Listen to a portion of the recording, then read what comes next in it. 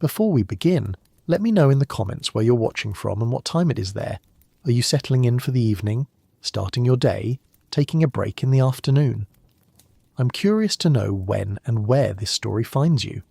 Now, find a comfortable position, let your shoulders drop, take a breath, forget about time for a while.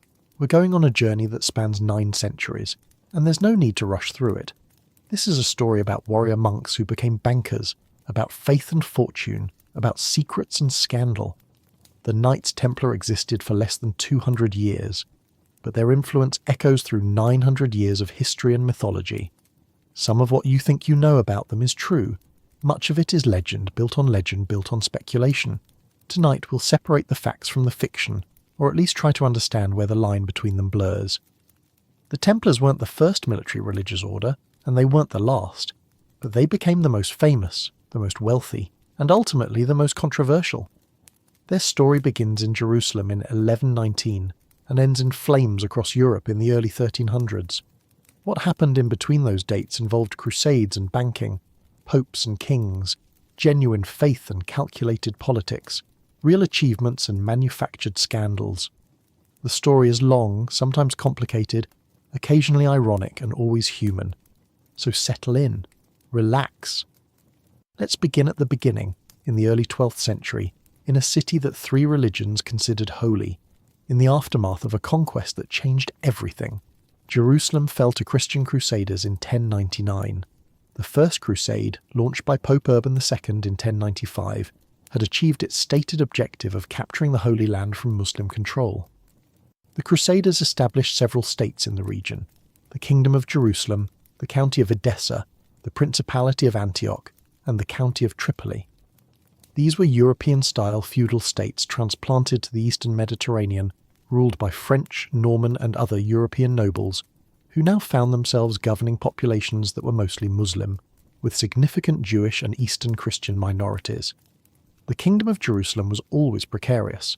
It was surrounded by Muslim powers who wanted to reclaim what they'd lost. Its population was majority non-Christian and non-European. Its rulers were outnumbered and far from home. Supply lines stretched across the Mediterranean and depended on the goodwill of Italian merchant cities. The Crusader state survived through a combination of military skill, political maneuvering, exploitation of divisions among their Muslim neighbours, and sheer determination. But there was a problem that emerged almost immediately. Christian pilgrims wanted to visit Jerusalem and the other holy sites now that they were accessible again. Pilgrimage had been possible even under Muslim rule, but the Crusader conquest made it more attractive and seemingly safer for European Christians. Thousands began making the journey. They sailed to ports like Acre or Jaffa, then travelled overland to Jerusalem. The journey was long, expensive and dangerous. The danger came from several sources. The roads through the Holy Land passed through territory that the Crusaders didn't fully control. Bandits operated freely in many areas. Small groups of Muslim fighters attacked Christian travellers. The landscape itself was harsh, especially for Europeans unaccustomed to the climate. Pilgrims arrived in the Holy Land with money and possessions, making them attractive targets. Many were elderly or unwell, having saved their entire lives for this journey. They were vulnerable. The Crusader authorities in Jerusalem recognised this problem, but lacked the resources to solve it. The military forces of the kingdom were stretched thin defending borders and garrison towns. They couldn't spare large numbers of soldiers to escort every group of pilgrims. Local European nobles were focused on consolidating their holdings and enriching themselves. The church preached about the importance of pilgrimage, but didn't have its own military force to protect pilgrims. Into this situation stepped a French knight named Hugh de Payan. Hugh was from Champagne, a region in northeastern France that had produced many crusaders. He had participated in the First Crusade or had come to the Holy Land shortly afterward. The exact details of his early biography are unclear, which is common for people of his era who weren't royalty or high clergy. What's clear is that by 1119, Hugh was in Jerusalem, he was concerned about the plight of pilgrims, and he had an idea. Hugh gathered a small group of knights who shared his concerns. The traditional number given is 8 companions plus Hugh himself, making 9 founding members. The names that have come down to us include Godfrey de Saint-Omer, another French knight, and several others whose identities are less certain. These men took religious vows similar to those taken by monks. poverty, chastity, and obedience. But unlike monks who typically retreated from the world to pray and work in monasteries, these warrior monks would remain in the world, bearing arms and fighting. Their stated mission was to protect Christian pilgrims travelling to and from Jerusalem. They would patrol the roads, provide escorts, defend against bandits and raiders, and generally make pilgrimage safer. This was a practical mission addressing a real problem. It was also something that required military skill and courage. The roads of the Holy Land were genuinely dangerous. Hugh and his companions presented themselves to Baldwin II, the King of Jerusalem, and to Warmond, the Patriarch of Jerusalem, who was the highest-ranking Catholic official in the city. Both men approved of the plan and gave their blessing to this new brotherhood. Baldwin went further.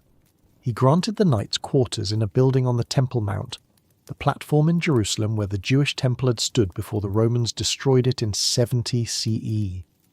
The Al-Aqsa Mosque currently occupied part of this space, and the Crusaders had converted it for their own use.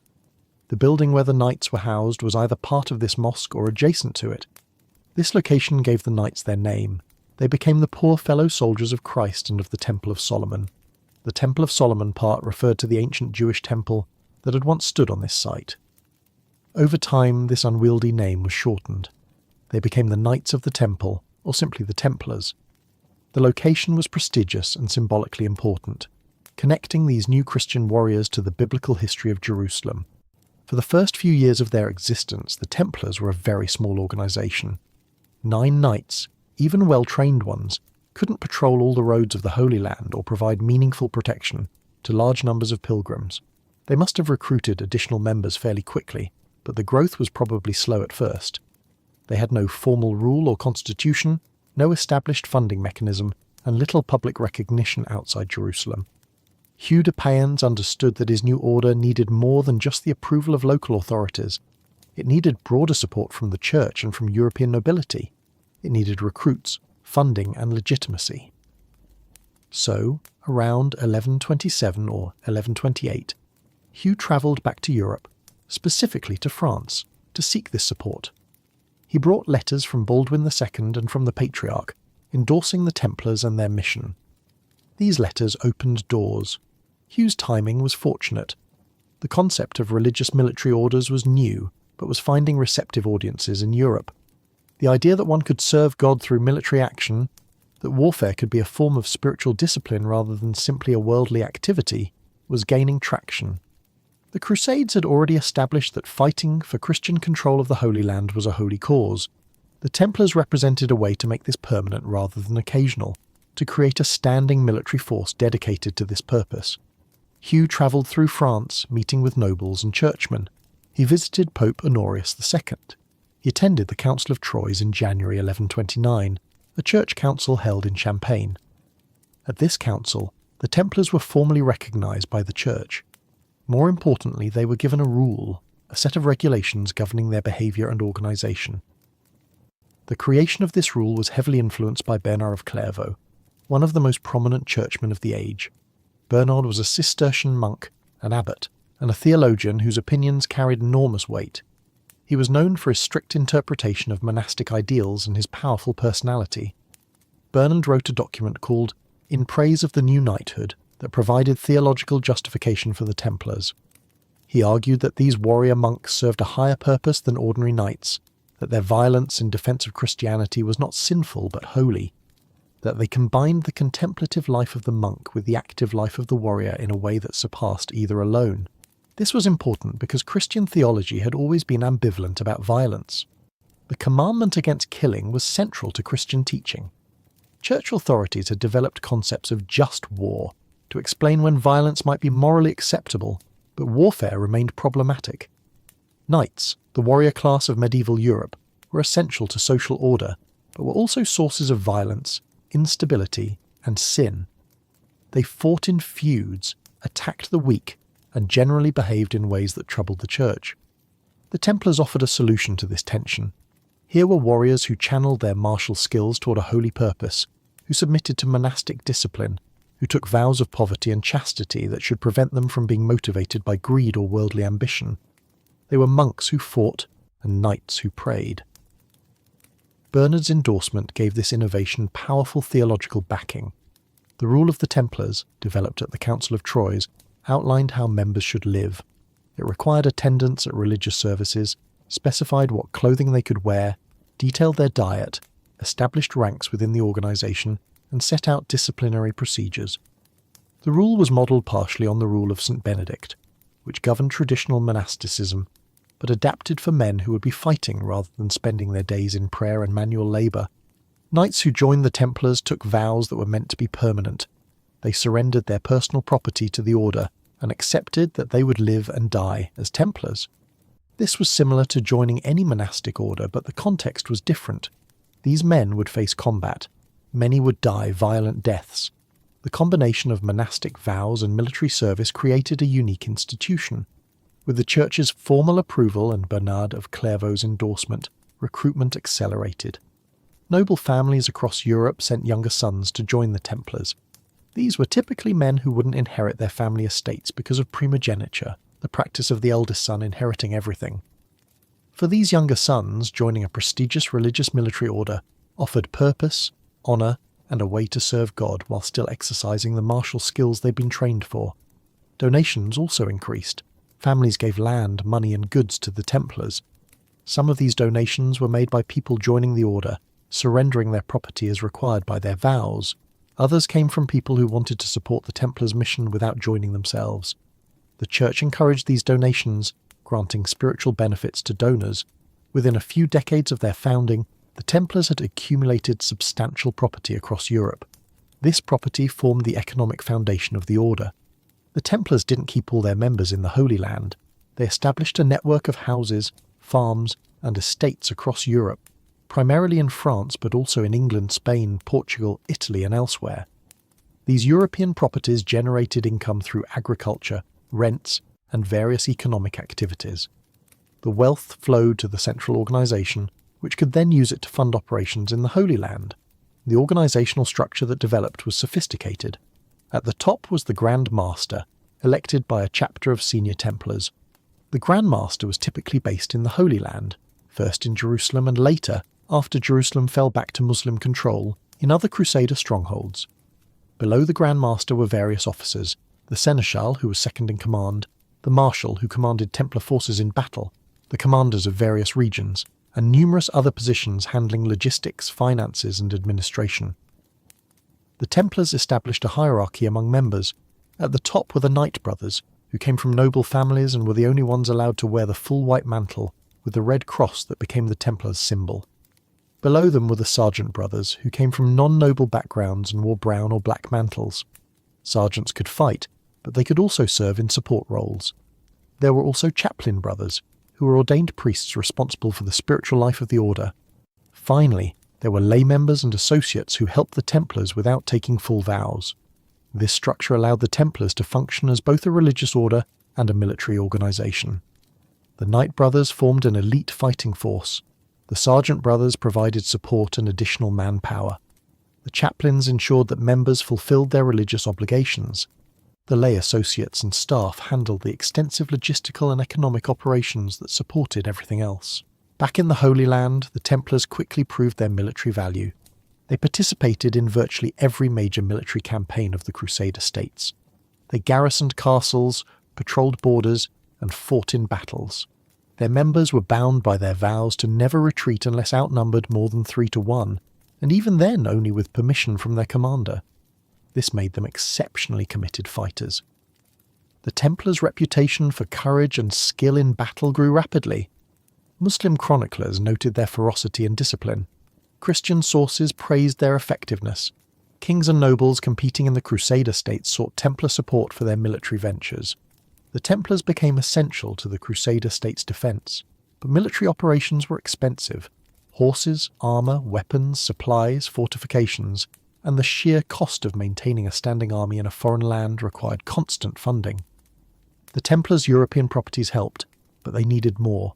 They began engaging in financial activities that would eventually make them as important as bankers as they were as warriors. The need for financial services in the Crusader states was obvious. Crusaders travelling from Europe needed to transport funds safely. Pilgrims needed ways to access money during their journeys.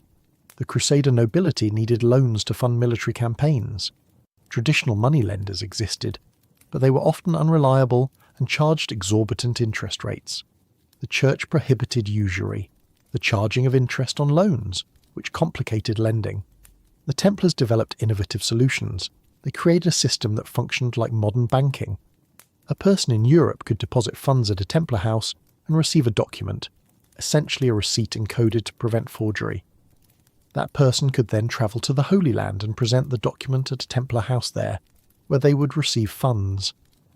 This eliminated the need to carry large amounts of coin or valuables on the dangerous journey. This system was revolutionary for its time. It required trust that the Templars would honour these documents.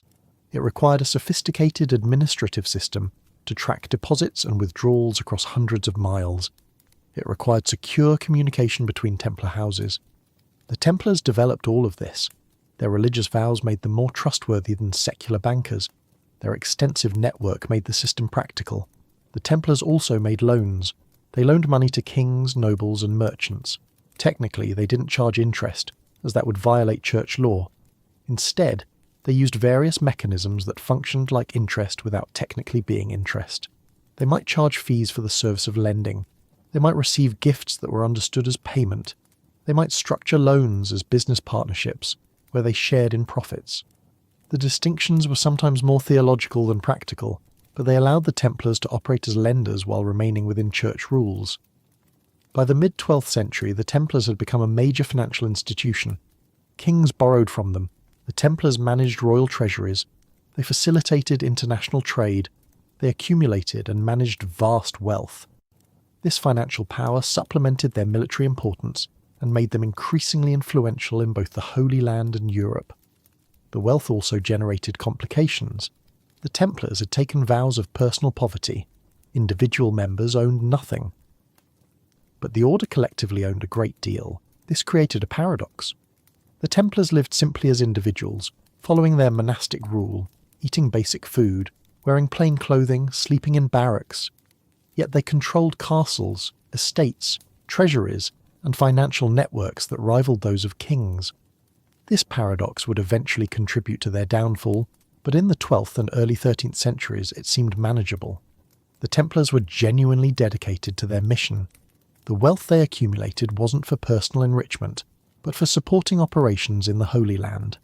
They invested in fortifications, purchased equipment, and maintained forces that protected Christian interests in the region. The Church approved of this. Popes granted the Templars numerous privileges, including exemption from local church authority and taxes, the right to keep spoils of war, and protection from excommunication except by the Pope himself. These privileges made the Templars powerful and independent. They answered primarily to the Pope, not to local bishops or kings. This independence was both a strength and a source of conflict. Kings and bishops sometimes resented the Templars' autonomy. Local clergy were irritated when the Templars' exemptions reduced their own authority and income. But the Templars' military effectiveness and financial services made them too valuable to antagonize directly. The mid-12th century brought new challenges in the Holy Land. The Crusader states had enjoyed early success but faced increasingly organized Muslim resistance. In 1144, the county of Edessa fell to Zengi, a Turkish ruler who was beginning to unite Muslim forces. This loss prompted the Second Crusade, preached by Bernard of Clairvaux and led by King Louis VII of France and Emperor Conrad III of Germany. The Second Crusade was a disaster. The Crusader armies suffered major defeats. They accomplished little and returned to Europe having weakened rather than strengthened the Crusader states. The failure was demoralizing and exposed the vulnerability of Christian positions in the Holy Land. The Templars participated in the Crusade and suffered losses, but their permanent presence in the region meant they continued their mission after the crusading armies went home. After the Second Crusade, the Templars focused on consolidating defences. They took control of several major fortifications. Castle building became one of their specialties.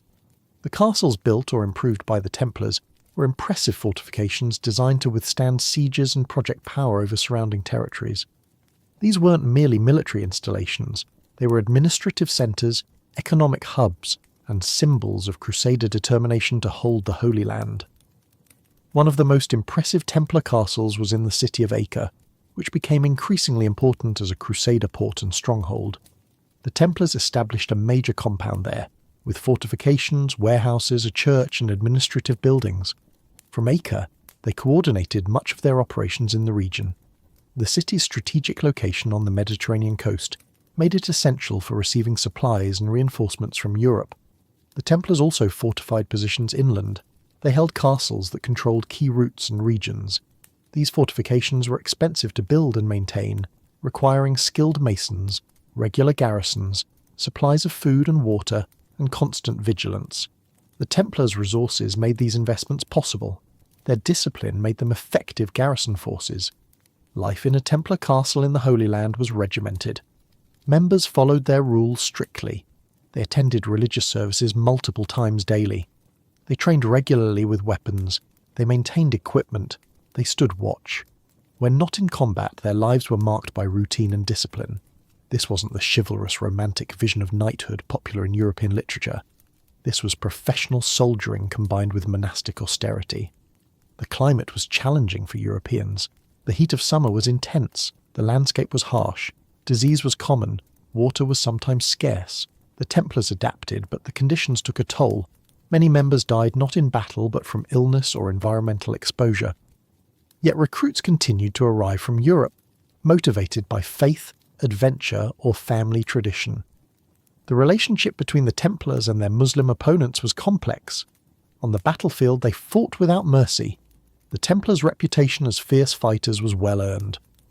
But away from combat, practical arrangements sometimes existed. Truces were negotiated. Trade continued even during periods of active warfare. The Templars, who maintained a permanent presence in the region, understood that not every interaction with Muslims had to be violent. Some Templars learned Arabic. Some developed relationships with Muslim counterparts based on mutual respect between warriors. These relationships shouldn't be overstated or romanticized. The Templars were there to maintain Christian control and would fight to do so. But the reality of living in the region for extended periods created a more nuanced situation than simple religious war. Muslim sources sometimes noted the Templars specifically, distinguishing them from other crusaders. The Templars' fighting effectiveness earned them a fearsome reputation. Their distinctive white mantles with red crosses made them identifiable on the battlefield. Muslim commanders knew that defeating Templars required either overwhelming force or exceptional tactics. The rise of Saladin in the late 12th century changed everything. Saladin was a Kurdish general who became Sultan of Egypt and Syria. He united Muslim forces in the region more effectively than anyone since the First Crusade. His stated goal was to reclaim Jerusalem for Islam. He was intelligent, skilled, and committed. The Templars fought Saladin repeatedly. In 1177, at the Battle of Montgisard, a Christian force including Templars defeated Saladin's army, despite being vastly outnumbered. The victory was attributed partly to Templar discipline and effectiveness, but this was an exceptional outcome. More often, Saladin's forces were winning. In July 1187, Saladin achieved his greatest victory at the Battle of Hattin. He lured the Crusader army, including large numbers of Templars, into the desert away from water sources. In the intense heat surrounded by Saladin's forces, the Crusaders were destroyed. The battle was a catastrophe for the Crusader states. The King of Jerusalem was captured. The true cross, Christianity's most sacred relic in the Holy Land, was lost to Saladin's forces. After the battle, Saladin offered to ransom most prisoners according to custom, but he made an exception for the Templars and Hospitallers, another military order. He ordered them all executed. His reasoning was practical rather than personal. These military orders were the most effective fighters on the Christian side. They had taken vows that meant they couldn't be ransomed and would return to fighting. Executing them removed experienced warriors from future battles. Approximately 230 Templars and Hospitallers were beheaded after Hattin. The executions were carried out by religious scholars and Sufis rather than soldiers, adding a religious dimension to what was also a military decision. From Saladin's perspective, this was removing dangerous enemies. From the Christian perspective, these were martyrs killed for their faith. The loss at Hattin opened the way for Saladin to reclaim territory. Within months he captured Jerusalem. The city surrendered after a brief siege. Saladin's treatment of the city was notably merciful, compared to how the Crusaders had treated it in 1099. Rather than massacring the population, he allowed Christians to ransom themselves and leave safely. Those who couldn't pay were enslaved, but wholesale slaughter was avoided. The fall of Jerusalem shook Christian Europe. The city had been in Christian hands for 88 years. Its loss demanded a response. Pope Gregory VIII called for a new crusade. This became the Third Crusade, one of the most famous military campaigns of the medieval period, led by three kings: Frederick Barbarossa of Germany, Philip II of France, and Richard I of England, known as Richard the Lionheart. The Third Crusade had mixed results. Frederick Barbarossa drowned while crossing a river in Asia Minor and his army largely dissolved. Philip and Richard reached the Holy Land with significant forces. They recaptured some territory, most importantly the port city of Acre after a long siege. But they didn't recapture Jerusalem.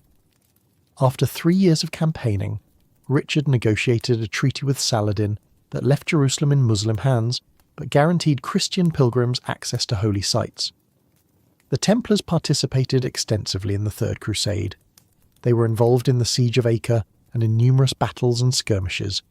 Their expertise was valuable to the crusading kings, though relationships weren't always smooth. Richard the Lionheart had conflicts with various Templar commanders over strategy and conduct. The Templars followed their own chain of command and weren't simply subordinate to whoever led a crusading army. After the Third Crusade, the Crusader states were in a weakened position. Jerusalem remained lost. Territory had been reduced. The Kingdom of Jerusalem now existed without actually controlling Jerusalem, with its capital in Acre. The kingdom survived, but it was clear that Christian control of the Holy Land was fragile and probably temporary. The Templars adapted to these new circumstances. They continued their military and financial operations. Their network of European properties kept generating revenue. They maintained their position as one of the Crusader state's primary defenders. But the momentum had shifted. Muslim forces were generally ascendant. The Crusaders were increasingly in a defensive position. The 13th century brought additional crusades, with varying objectives and outcomes. The Fourth Crusade, rather than going to the Holy Land, ended up sacking Constantinople in 1204, dealing a devastating blow to the Byzantine Empire instead of helping the Crusader states. The Fifth Crusade attacked Egypt, reasoning that controlling Egypt would weaken Muslim power in the region. This crusade achieved some initial success, but ultimately failed. The Sixth Crusade was unusual in that it was led by Frederick II, the Holy Roman Emperor, who was under excommunication at the time. Frederick negotiated rather than fought, achieving a treaty that temporarily returned Jerusalem to Christian control. This diplomatic success was controversial because many, including the Templars, felt that negotiating with Muslims was inappropriate and that the treaty's terms were inadequate. The Templars' opposition to Frederick II's treaty created tension. Frederick found the Templars difficult and obstructive. The Templars believed that the treaty left Christians in an untenable position, with Jerusalem nominally in Christian hands but actually indefensible. Time proved the Templars right. Jerusalem was lost again in 1244, this time permanently from the Crusader perspective. The Seventh Crusade, led by Louis IX of France, again targeted Egypt. Louis was captured and had to be ransomed. The crusade failed to achieve its objectives. Louis tried again with the Eighth Crusade, but died of disease in Tunis in 1270. These later crusades were increasingly desperate and unsuccessful. The era when crusading could seriously threaten Muslim control of the Holy Land was ending. Through all of this, the Templars maintained their operations. They fought when there was fighting. They garrisoned castles. They provided financial services. They managed their European properties. But the long-term trajectory was clear. The Crusader states were slowly collapsing. Territory was being lost. Cities were falling. In 1291, Acre fell to Mamluk forces. The siege was fierce, and the Templars fought in the city's defence until the end. The fall of Acre marked the end of the Crusader states. A few small positions held out briefly, but by 1291 the Crusader presence in the Holy Land had effectively ended. Nearly 2 centuries after the First Crusade, the territory was back under Muslim control. The loss of the Holy Land was devastating for the Templars' stated mission. They had been founded to protect pilgrims travelling to Jerusalem. They had dedicated themselves to defending Christian control of the region. Now there were no Christian territories to defend. The Templars relocated their headquarters to Cyprus, an island that remained under Christian control. From there they continued to operate, but their purpose was now unclear. Some advocated for a new crusade to reclaim the lost territories.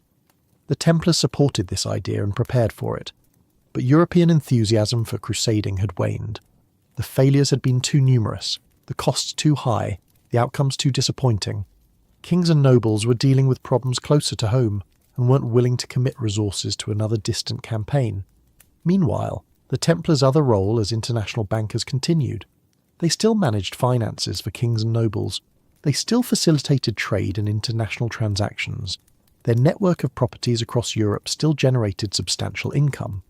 But without an active military mission, questions began to emerge about whether the Templars still served a necessary purpose.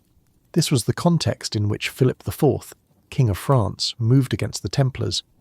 Philip had his own reasons for targeting the order.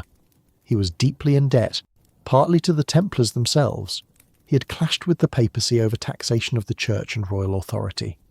He saw the wealthy Templars as a potential source of funds and as rivals to royal power. Philip was ruthless, calculating, and willing to use any means to achieve his goals. Philip's strategy was carefully planned. He needed to justify moving against a religious order that was under papal protection. He needed a pretext that would make the attack seem righteous rather than simply a seizure of wealth. He found that pretext in accusations of heresy. On Friday, October the 13th, 1307, Philip struck. Simultaneously across France, royal agents arrested nearly every Templar they could find. The operation was well coordinated and largely successful. Hundreds of Templars were taken into custody, including Jacques de Molay, the Grand Master of the Order. The arrests were accompanied by a public announcement of the charges. The Templars were accused of denying Christ, spitting on the cross during secret initiation ceremonies, worshipping an idol called Baphomet, engaging in acts of immorality with each other, and various other heresies and crimes. These accusations were shocking and seemed to justify Philip's actions. The question of whether these charges were true has been debated for centuries. The contemporary consensus among historians is that the charges were largely or entirely fabricated. The accusations followed patterns common in medieval heresy charges. They were designed to be shocking and to justify extreme measures. Philip needed charges serious enough that seizing the Templars' wealth would seem like a righteous action rather than simple theft. The evidence for the charges came primarily from confessions obtained through methods that are difficult to describe without using terms we're avoiding. Let's say that the conditions under which Templars were questioned were designed to produce the answers Philip wanted. Medieval interrogation techniques were brutal. People confessed to whatever they were told to confess to. The fact that many Templars initially confessed when subjected to these techniques proves nothing about the truth of the accusations. Some Templars later recanted their confessions when given the opportunity. They stated that they had only confessed because of the treatment they received. These recantations were themselves dangerous, as recanting a confession of heresy could be treated as a return to heresy, which carried severe penalties. Yet some Templars chose to recant anyway, suggesting the confessions had been coerced. Pope Clement V was in a difficult position. Philip had acted without papal approval, which was technically improper since the Templars were under papal protection. But Clement was politically weak. He was French. He owed his position partly to Philip's support, and he was residing in Avignon, within France's sphere of influence. The papacy was not in Rome during this period, having been moved to Avignon in what historians call the Avignon Papacy, or the Babylonian captivity of the Church. Clement ordered the arrest of Templars throughout Christian Europe. Other kingdoms complied with varying degrees of enthusiasm. In England, Templars were arrested but treated more leniently than in France. Confessions were fewer and less dramatic. In other regions, the process varied. Some local authorities were sceptical of the charges. Others welcomed the opportunity to seize Templar property. The trials and investigations stretched over several years. A papal commission investigated the charges. Church councils examined evidence. Individual Templars were interrogated. The process was complex, politically charged, and ultimately shaped by power rather than truth. Jacques de Molay, the Grand Master, initially confessed to some charges, then recanted, then confessed again, then recanted again. His behaviour reflected the impossible situation he was in. Confession might lead to leniency, but required admitting to crimes he may not have committed. Recantation preserved his honour but guaranteed harsher treatment. He was an old man, imprisoned for years, under enormous pressure. In 1312, Pope Clement officially dissolved the Templar order at the Council of Vienne. He He didn't definitively declare them guilty of the charges, but he stated that the order's reputation was so damaged and the scandal so great that it couldn't continue. The order was abolished. Its properties were theoretically transferred to the Hospitallers, another military religious order, though in practice much of the wealth ended up in royal hands, particularly Philip's.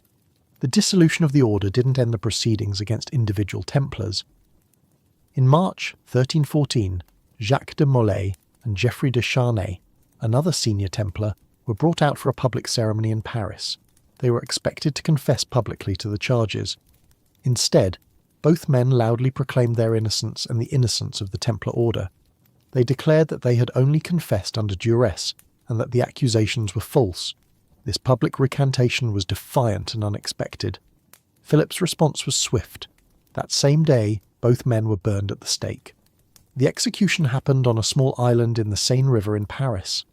According to legend, as the flames rose, Jacques de Molay called out curses against Philip and Clément, declaring they would both answer before God within a year. Both Philip and Clément did in fact die within a year of the execution, which gave rise to stories about the curse's power, though the timing was likely coincidental. The destruction of the Templars was complete. The order that had existed for nearly 2 centuries, that had fought in the Crusades, that had operated an international banking network, that had owned properties across Europe, was gone. Some individual Templars joined other military orders. Some returned to secular life. Some disappeared into obscurity. A few, according to legend, escaped and continued the order in secret, though there's no credible historical evidence for such continuation. The question of what happened to the Templars' legendary treasure has fueled speculation for centuries. The Templars were known to be wealthy. When Philip's agents arrested them, they expected to find vast amounts of gold, silver and other valuables, but the treasure they found was disappointing. There was some wealth, certainly, but nothing like what was anticipated. This discrepancy led to theories that the Templars had hidden their treasure or smuggled it away before the arrests. Stories emerged about Templar treasure being moved to Scotland, or to secret locations in France, or loaded onto ships that sailed to unknown destinations. These stories became part of Templar mythology and have inspired countless treasure hunts, novels, and conspiracy theories. The truth is probably less dramatic. The Templars' wealth existed primarily in land, properties, and financial instruments, rather than piles of gold in vaults. When Philip seized Templar properties, he did obtain significant wealth, just not in the form of treasure chests. The monetary assets the Templars held were largely in the form of loans, deposits, and investments that couldn't simply be seized like physical gold. Additionally, the Templars may have had warning that arrests were coming. There were rumours in the weeks before October 13th, 1307. Some Templars may have fled, some assets may have been moved, but there's no evidence of a systematic effort to hide a great treasure or of a secret cache waiting to be found. The Templar mythology that developed after their suppression is in some ways more influential than the historical reality of the order. Within decades of their dissolution, stories began circulating about Templar secrets and hidden knowledge. These stories grew over centuries, incorporating elements from various sources and evolving with cultural changes. During the Renaissance, the Templars became associated with esoteric knowledge and alternative religious ideas. Writers and scholars, fascinated by the mysterious circumstances of the order's suppression, began to imagine that the Templars had possessed secret wisdom. Perhaps they had discovered something in Jerusalem during their years on the Temple Mount. Perhaps they had learned secrets from Eastern mystics or Jewish scholars. Perhaps their sudden wealth came not from banking and land management, but from finding ancient treasures with mystical properties. These speculations were largely inventions, but they proved durable. Each generation added new layers to the Templar myth. By the 18th century, various Freemason groups claimed descent from, or inspiration by, the Templars. These claims had no historical basis, but they connected the Freemasons to a romantic image of warrior monks keeping ancient secrets. The association between Templars and Freemasonry became part of both organizations' mythology. The 19th century brought renewed interest in medieval history, and the Templars benefited from this romanticism. Writers portrayed them as noble warriors unjustly destroyed by a greedy king and a corrupt pope. This wasn't entirely wrong, but it simplified a complex historical reality into a clear narrative of good versus evil. The Templars became symbols of various things to various people: lost honour, secret knowledge, resistance to authority, or simply mystery and adventure. In the 20th and 21st centuries, the Templars have become fixtures in popular culture. Novels, films, and video games feature them prominently. Sometimes they're portrayed as guardians of holy relics. Sometimes they're villains with hidden agendas. Sometimes they're keepers of ancient secrets that could change the world. These portrayals typically have little to do with historical Templars, but draw on centuries of accumulated mythology. The historical Templars were more mundane than these legends suggest. They were medieval warriors who took religious vows. They fought in wars motivated by religious and political factors. They developed banking practices because they needed funding and had the infrastructure to make it work. They accumulated wealth because people gave them money and property. They were destroyed because a king wanted their wealth and was willing to manufacture charges to seize it. This is dramatic enough without needing to add treasure maps and mystical secrets. But let's step back and look at what the Templars actually accomplished during their existence. Their military contributions to the Crusader states were substantial. For nearly 2 centuries, they provided a permanent professional fighting force in the Holy Land. Unlike crusading armies that came for a few years and then went home, the Templars stayed. They understood the region, the tactics, the political dynamics. Their castles controlled key territories. Their knights formed shock troops in major battles. The Templars' military effectiveness came from several factors. Their training was constant and professional. They maintained discipline that other medieval military forces often lacked.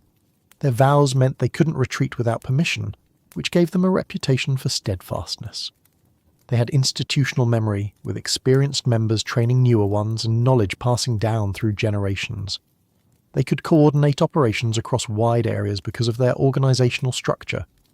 These advantages made them valuable allies and dangerous enemies. When Crusader armies scored victories, Templars were often involved. When Crusader positions held against attacks, Templars frequently formed the core of the defence. The loss of Templar fighters at battles like Hattin was catastrophic, precisely because they were so effective.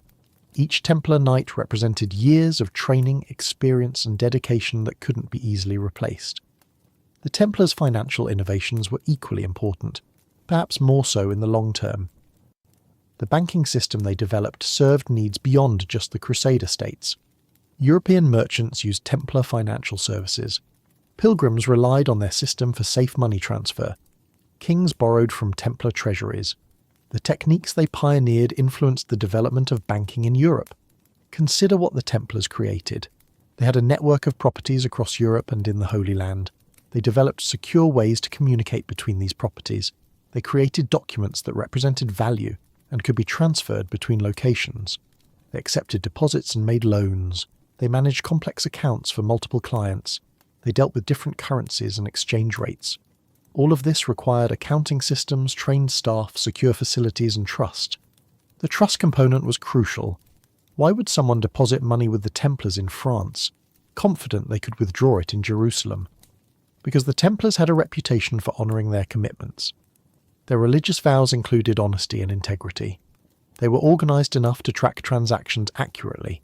They were powerful enough that cheating them was dangerous. They had resources to absorb occasional losses without collapsing. These factors made them reliable, which made their financial services valuable. The Templars charged fees for their services, which generated income beyond their agricultural and rental properties. They also profited from their role as intermediaries in various transactions. When they converted one currency to another, they took a spread. When they facilitated loans, they received payments. When they managed treasuries, they could use the funds for their own purposes while holding them.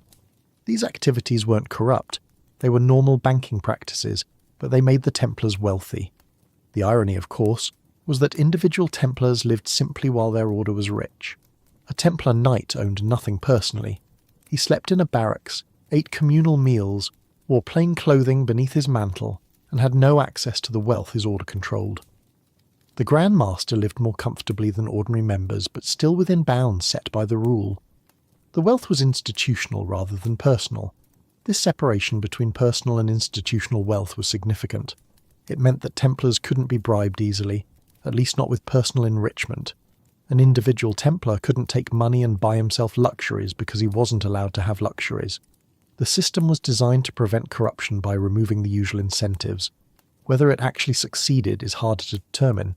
The medieval sources don't provide detailed information about Templar internal corruption, if any existed. What we do know is that the Templars maintained their operations for nearly 2 centuries, which suggests they were reasonably well managed. Organisations that are thoroughly corrupt usually don't sustain themselves that long. There were probably instances of individual misconduct, but the overall structure seems to have functioned. The Templars' relationship with the papacy was complex and evolved over time. Early popes were enthusiastic supporters. The Templars were a success story for the Church, combining military effectiveness with religious devotion. Popes granted them privileges and protected them from interference by local clergy.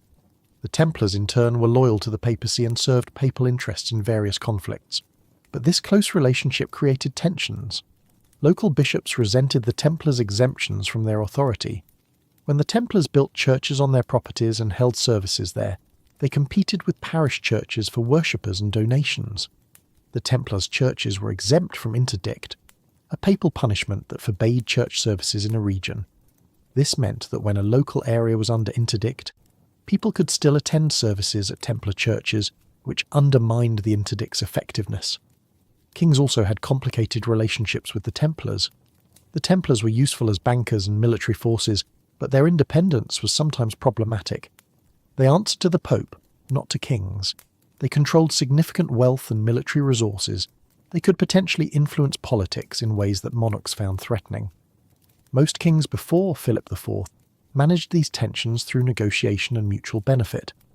Philip decided on confrontation. Philip's destruction of the Templars was a watershed moment in the relationship between secular and religious authority in medieval Europe. It demonstrated that a determined king could move against even a powerful religious order.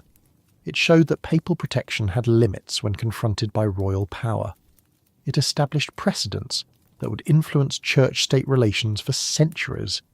The immediate aftermath of the Templars' suppression was messy. Templar properties were supposed to go to the Hospitallers, but this transfer was incomplete and contested. Many properties were seized by local nobles or kings who claimed various justifications for keeping them. The Hospitallers ended up with some former Templar holdings, but nothing like the full estate the order had controlled. Former Templars faced varied fates. Those who'd confessed to the charges and shown contrition were often allowed to retire to monasteries with small pensions. Those who maintained their innocence faced harsher treatment, including life imprisonment or execution.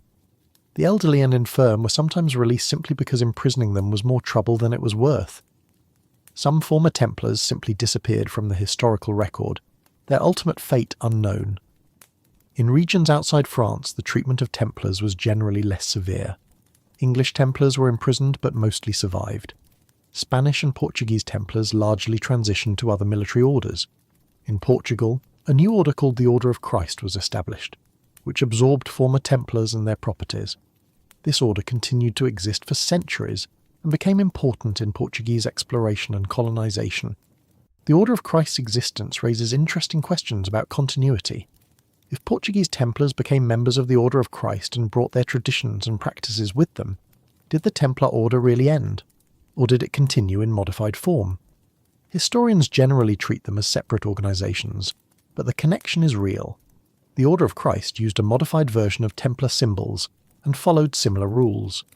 Prince Henry the Navigator, who sponsored Portuguese exploration in the 15th century, was a member of the Order of Christ, creating an indirect link between the Templars and the Age of Discovery. This kind of continuity, messy and indirect, is probably closer to the truth than either complete extinction or secret survival. The Templars as an institution ended, but the people who had been Templars didn't all disappear. They joined other organizations, they influenced practices and traditions, they passed on what they had learned. The network of properties and the financial practices didn't vanish. They were absorbed into other hands and modified to serve new purposes. The castles the Templars built or improved in the Holy Land stood for centuries after the Order's dissolution, though most eventually fell into ruin or were destroyed. Some still exist as archaeological sites. These ruins are tangible evidence of the Templars' presence in the region. The massive fortifications, the careful engineering, the strategic locations all speak to the military sophistication the Order achieved. In Europe, many buildings associated with the Templars still stand. Churches, manor houses, and other structures built by the Templars or on their properties have survived. Some are still in use, though usually for purposes different from their original ones. Temple Church in London, for example, was built by the Templars in the 12th century and is still a functioning church. Its circular nave, modelled on the Church of the Holy Sepulchre in Jerusalem, is a distinctive feature that reflects Templar architectural preferences. These physical remnants provide insights into how the Templars lived and worked. Archaeological excavations of Templar sites have uncovered details about their daily life, their economic activities, and their material culture. The finds are generally consistent with the written sources. The Templars lived simply, but were well organised, and had access to quality materials and skilled craftsmen. The archives that document Templar activities are scattered across Europe in various repositories. Many records were destroyed or lost over the centuries, but enough survive to allow historians to reconstruct aspects of Templar operations. Property records, financial accounts, correspondence, and legal documents provide prosaic details that contrast with the mythological image. The Templars spent a lot of time managing estates, settling disputes over property boundaries, collecting rents, and dealing with the minutiae of administration. Reading these documents reveals an organisation that was, in many ways, remarkably bureaucratic. The Templars kept records. They had procedures for decision-making. They had appeals, processes for internal disputes. They had rules covering countless situations and contingencies. This bureaucratic character was essential to managing a far-flung organisation, but makes the Templars seem less romantic and more like medieval managers. The rule of the Templars, which governed their daily life, is preserved in several manuscripts. Reading it provides insight into what life as a Templar involved. The rules specified what clothing members could wear, how many horses each rank was allowed, what weapons they should have, how they should behave at meals, what prayers they should say, and countless other details. Violations of the rule were met with specific punishments, which ranged from mild penances to expulsion from the order. Some of the rule's provisions seem almost petty. Members were forbidden from helping each other put on or take off boots without permission. They couldn't bathe without permission. They couldn't receive letters from relatives without showing them to their superiors. These restrictions seem designed to eliminate privacy and ensure complete obedience to the order's authority. The life described in the rule was communal, regimented, and allowed little individual autonomy. Yet men continued to join despite these restrictions. The Templars offered something that attracted recruits throughout their existence. For younger sons of noble families, it offered purpose and status without requiring inheritance. For religious men, it combined faith with action rather than contemplative withdrawal. For ambitious men, it offered advancement based on merit within the organisation. For warriors, it provided an outlet for martial skills that was sanctified by religious purpose. The experience of being a Templar varied significantly depending on where one served. A Templar managing estates in France lived very differently from a Templar garrisoning a castle in the Holy Land. The French Templar dealt with rents, harvests, and local politics. The Holy Land Templar faced the possibility of combat, the challenges of the climate, and the reality that he might die far from home fighting an enemy who would show no mercy. This geographic diversity was essential to the order's functioning. The European properties supported the Holy Land operations. Templars in Europe recruited new members, collected donations, managed finances, and sent supplies and money east. Templars in the Holy Land fought, built fortifications, and pursued the order's military mission. The two sides of the organisation were interdependent. The fall of Acre in 1291 disrupted this system. With no territory to defend in the Holy Land, the balance shifted entirely to Europe. The Templars still sent men to Cyprus and discussed plans to reclaim lost territory, but the urgency was gone. The order found itself in the awkward position of being a military force without a war to fight. This situation made the Templars vulnerable. Organisations justify their existence through their purpose. When that purpose becomes unclear, questions arise about whether the organisation should continue to exist. The Templars tried to redefine their mission, proposing new crusades and offering to merge with the Hospitallers into a single, more powerful military order. But these proposals went nowhere, and the Templars' position weakened. Philip IV of France exploited this weakness. His attack on the Templars would have been much harder to justify if they had been actively fighting in the Holy Land. But in 1307, they were managing properties, conducting financial operations, and planning for a future crusade that everyone increasingly suspected would never happen. It was easier to portray them as having outlived their purpose, as accumulating wealth without serving any necessary function. The charges Philip brought combined accusations that were designed to shock and outrage. Denying Christ, worshipping false idols, and engaging in immoral acts were all grave accusations in medieval Christian society. These weren't simply crimes, they were sins that endangered souls. If the charges were true, then the Templars weren't just corrupt or useless, they were actively evil and needed to be destroyed to protect Christian society. The charge of denying Christ was particularly serious. Medieval Christianity placed enormous emphasis on proper belief. Heresy, the holding of beliefs contrary to church doctrine, was considered dangerous because it could spread and lead others astray. If the Templars were teaching new members to deny Christ, they were corrupting people who had joined expecting to serve God. The accusation transformed the Templars from misguided to malevolent.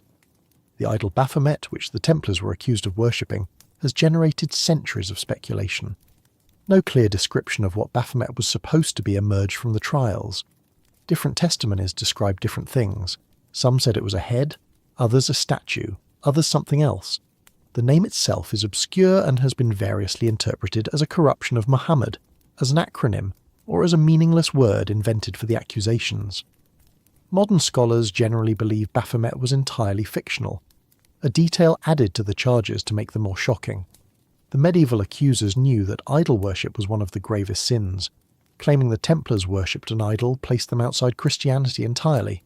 It made them seem like pagans or devil worshippers, which justified any action taken against them. The accusations of immoral acts between members served a similar purpose. Medieval society viewed such acts as particularly depraved. By including these charges, Philip's agents ensured that even if some accusations seemed questionable, the sheer accumulation of charges would damage the Templars' reputation. Each charge supported the others, creating a narrative of an order that had become thoroughly corrupted. The interrogation methods used to obtain confessions have been documented in the trial records. The techniques employed were designed to break resistance through a combination of physical suffering, psychological pressure, and eventual promises of mercy if cooperation was provided. Many Templars confessed, then later tried to recant when the immediate pressure was removed. The pattern of confession under duress followed by recantation is consistent across numerous cases and strongly suggests the confessions were coerced rather than voluntary. Some Templars never confessed despite extended periods of interrogation.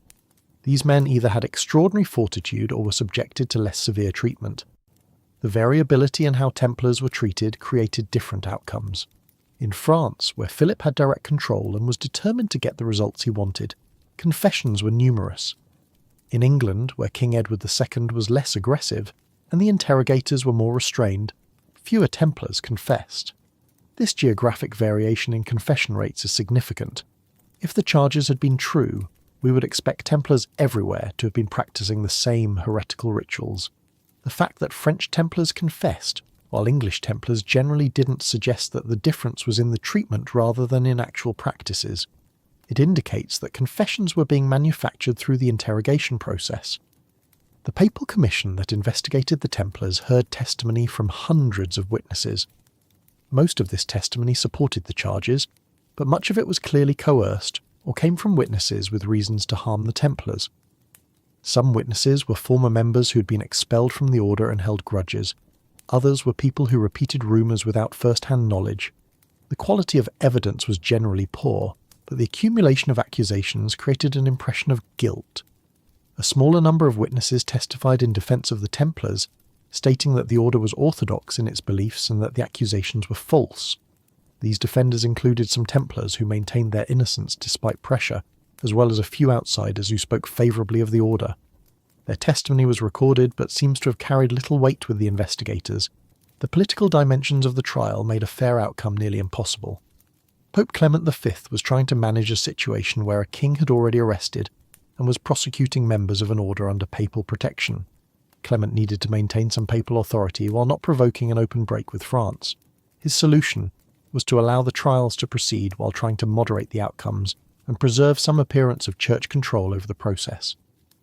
This balancing act satisfied no one and ultimately failed. The Templars felt betrayed by the Pope who was supposed to protect them. Philip felt constrained by papal interference in what he saw as a matter of royal justice.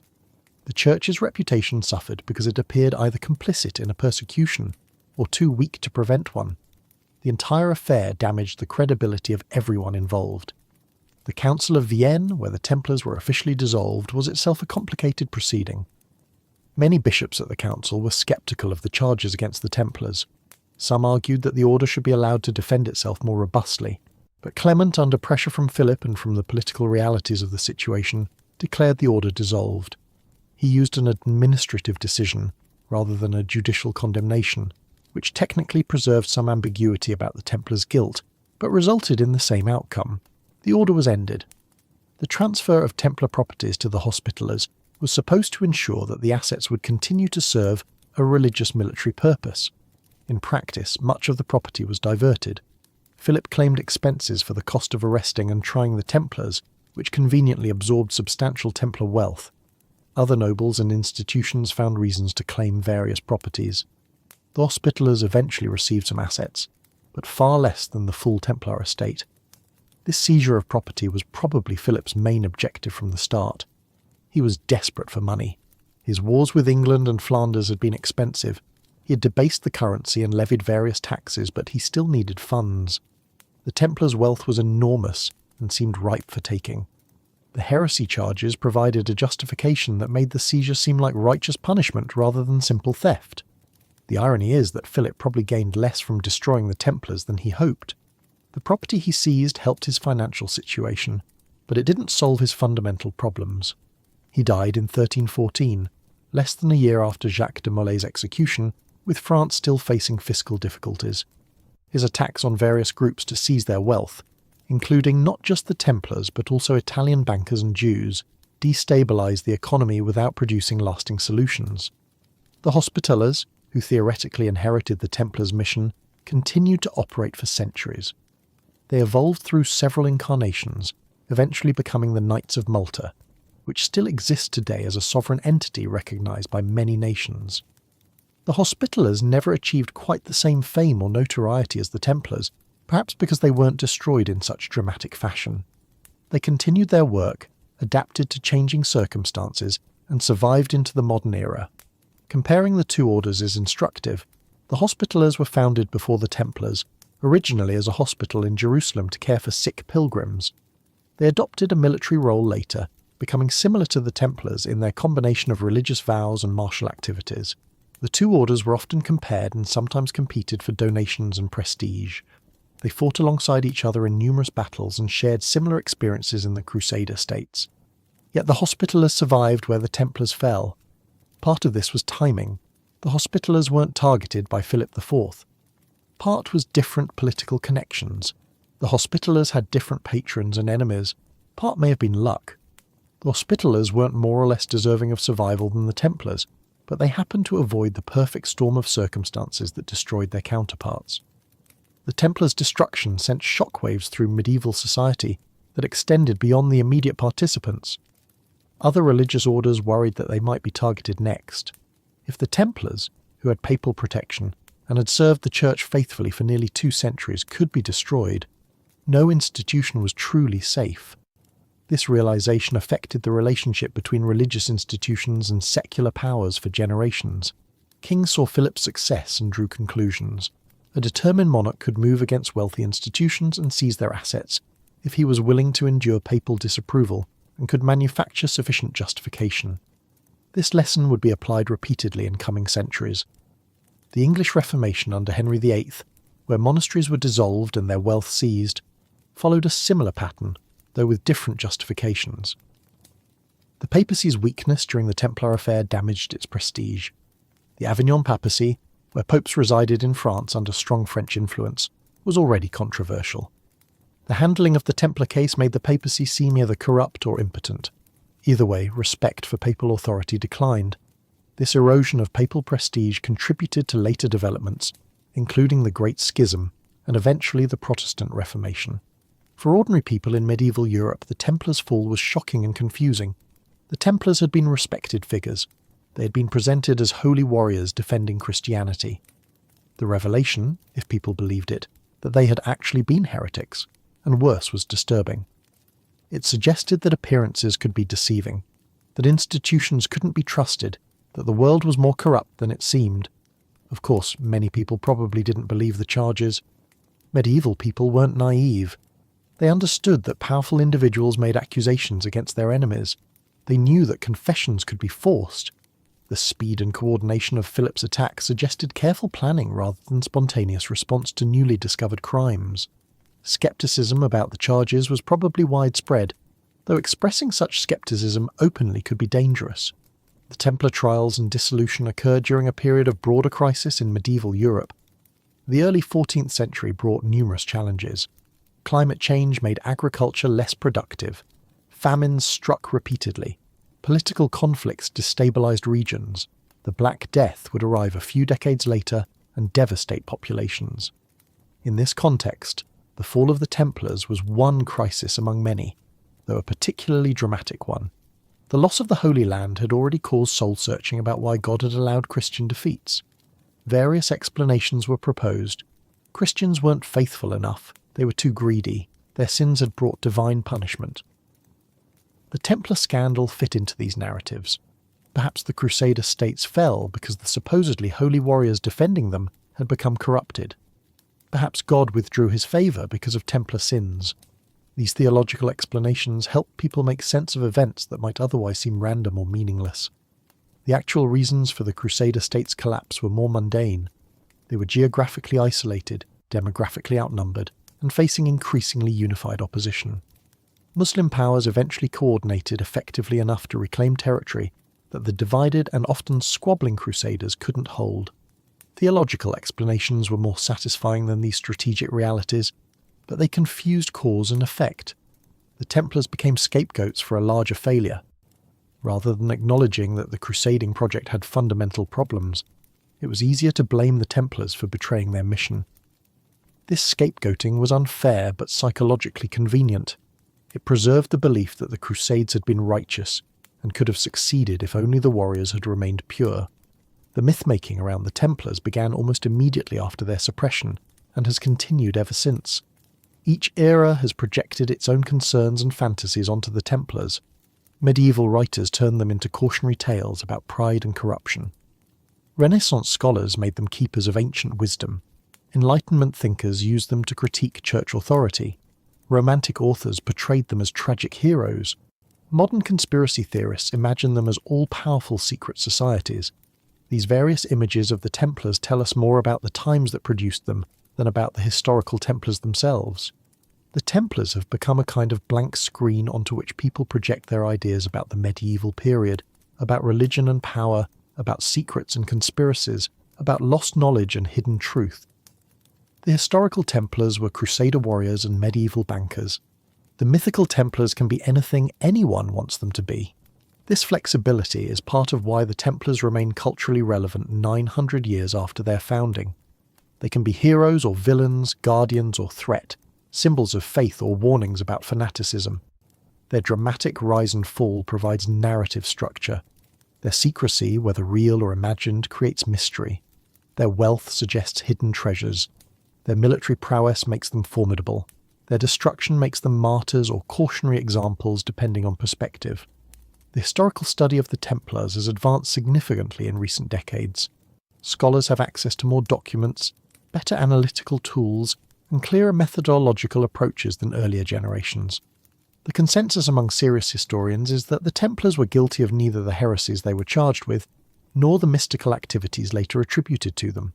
They were a medieval military religious order that served a specific purpose for a specific period and was destroyed for political and financial reasons.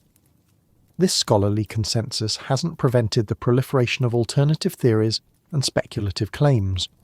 Books, documentaries, and websites continue to promote ideas about Templars finding the Ark of the Covenant, discovering the Holy Grail, fleeing to Scotland or America, founding secret societies, or maintaining continuous existence through hidden networks. These theories typically rely on selective evidence, logical leaps, and interpretation of ambiguities in ways that support predetermined conclusions. The appeal of these theories is understandable. The historical reality that the Templars were medieval warriors who did fairly mundane banking and got destroyed in a political power play is less exciting than the imagined alternatives. Human nature inclines toward mystery and pattern finding. We want there to be hidden meanings and secret knowledge. The Templars, with their genuine historical importance and dramatic end, provide material for such imaginings. But there's value in understanding what actually happened rather than what we might wish had happened. The real Templars faced real challenges, made real decisions, and experienced real consequences. Their story doesn't need embellishment.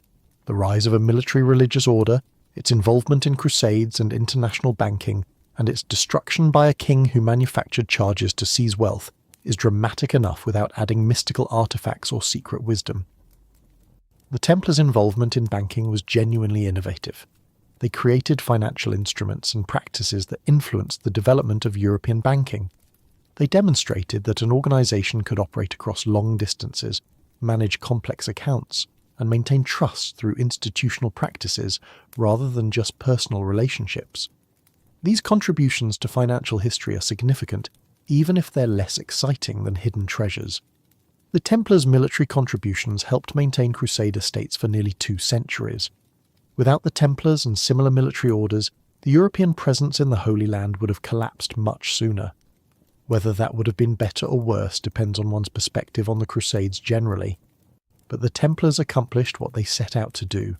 They provided professional military support for Christian positions in the region.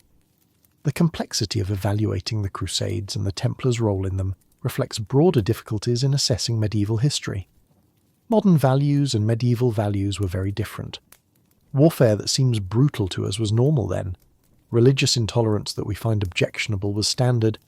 Economic exploitation that we consider unjust was accepted practice. We can acknowledge these differences without excusing everything medieval people did, but we need to understand the context in which they operated.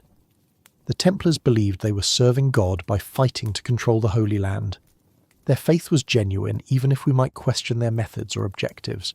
They made sacrifices, enduring difficult conditions, facing combat and sometimes dying far from home. They lived according to strict rules that limited their freedoms and pleasures. They dedicated their lives to a cause they considered holy. Respecting that dedication doesn't require agreeing with their cause or methods. The critique of the Crusades from the Muslim perspective is important, and has been underrepresented in Western histories. From that viewpoint, the Crusaders were invaders seizing territory and attacking people who had lived there for centuries. The Templars were part of an aggressive occupation. The eventual Muslim victories that reclaimed the territory were justified defensive actions. This perspective deserves consideration alongside the Crusader viewpoint. The long-term consequences of the Crusades include damaged Christian-Muslim relations that persist in various forms today. The Templars, as participants in the Crusades, share responsibility for these consequences. Their role in maintaining the Crusader presence contributed to the lasting impact of this period. Understanding the Templars requires acknowledging not just their perspective and experiences, but also the broader context and consequences of what they were part of. At the same time, the Templars weren't the architects of the Crusades. They didn't launch them, they didn't set the objectives, and they couldn't have ended them. They were responding to a situation created by popes, kings, and broader social forces. Individuals who joined the Templars were making choices available to them within their cultural context. Judging those choices by modern standards is somewhat anachronistic, even if we can still evaluate the consequences. The medieval world was violent in ways that are hard for modern people to fully appreciate. Warfare was frequent, brutal, and often targeted civilians. Legal systems routinely used punishments that seem horrific to us. Life expectancy was short, disease was common, and sudden death from various causes was normal. In this context, becoming a Templar wasn't necessarily more violent or dangerous than many other lives available to medieval nobles. The Templars' experience of violence went in multiple directions. They inflicted it on enemies in battle. They suffered it when wounded or captured. They witnessed it constantly. They lived with the threat of it daily. This immersion in violence shaped the Order's character in ways that are difficult for us to understand. For them, violence was a tool for accomplishing objectives, not something to be avoided at all costs. The psychological impact of this lifestyle on individual Templars isn't well documented. Medieval sources rarely discuss mental health or emotional states in ways that provide clear information. We know Templars faced trauma, loss, and stress, but we don't know how they processed these experiences. The religious framework they lived within provided explanations and meanings for suffering that modern secular perspectives lack. Whether this made traumatic experiences easier or harder to bear is unclear. The communal nature of Templar life may have provided support systems that helped members cope with difficulties. Living in close quarters with others who shared experiences and understood challenges created bonds. The regular religious observances gave structure and meaning to daily life. The clear hierarchy and rules provided stability. These factors might have helped Templars maintain psychological resilience despite harsh conditions. On the other hand, the lack of privacy, the constant discipline, and the inability to leave or change one's situation might have made Templar life psychologically difficult in its own ways. Being unable to visit family, form romantic relationships, or pursue personal interests required sacrifices that must have caused suffering for some members. The rule forbid complaining, which might have prevented members from expressing difficulties they were experiencing. The diversity of experiences within the Templar Order was probably significant. A young knight fighting in the Holy Land had a very different life from an elderly administrator managing estates in France. A sergeant serving in support roles experienced different challenges from a knight leading charges in battle. A chaplain focused on spiritual matters lived differently from a warrior focused on combat. The Order included all these different roles and experiences under one organisational structure. This diversity makes generalisations about the Templars somewhat problematic. What was true for one member might not have been true for another. The Order as an institution had consistent rules and purposes, but individual members had varied experiences of what it meant to be a Templar. Understanding this diversity requires looking beyond the organisational level to individual lives and experiences, which is difficult given the limited sources. The Templars who held leadership positions faced particular challenges. They had to make decisions that affected many others. They had to manage complex operations with limited communication and resources. They had to navigate political relationships with various authorities. The Grand Masters, in particular, bore enormous responsibility. Jacques de Molay, the last Grand Master, faced perhaps the most difficult situation of any leader in the Order's history. Managing the Order's survival after the loss of its primary mission, then dealing with the catastrophic attack by Philip IV.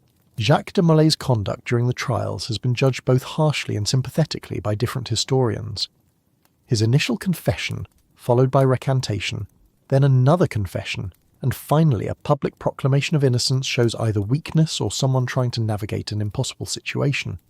He may have been trying to minimize harm to other Templars by confessing, thinking cooperation would lead to mercy. When it became clear that cooperation wouldn't save the Order, he chose defiance. His final act was to die proclaiming Templar innocence. The other Templars who were executed or imprisoned faced their fates with varying degrees of courage and resistance. Some maintained innocence throughout. Others confessed and cooperated, perhaps hoping to survive. Some recanted confessions and faced execution as a result. Each made choices under extreme duress, and judging those choices is difficult. The entire process was designed to force betrayals of conscience and community, making heroic resistance nearly impossible for most. The trauma experienced by Templars during the trials and imprisonments must have been severe. They were accused of terrible things, treated harshly, separated from their brothers, and confronted with the destruction of everything they had dedicated their lives to. Those who survived faced uncertain futures in a world where being a former Templar carried stigma and suspicion. The psychological weight of this experience is hard to measure, but must have been crushing. The families of Templars also suffered consequences. In some cases, family members were suspected of sharing Templar heresies or of hiding Templar wealth.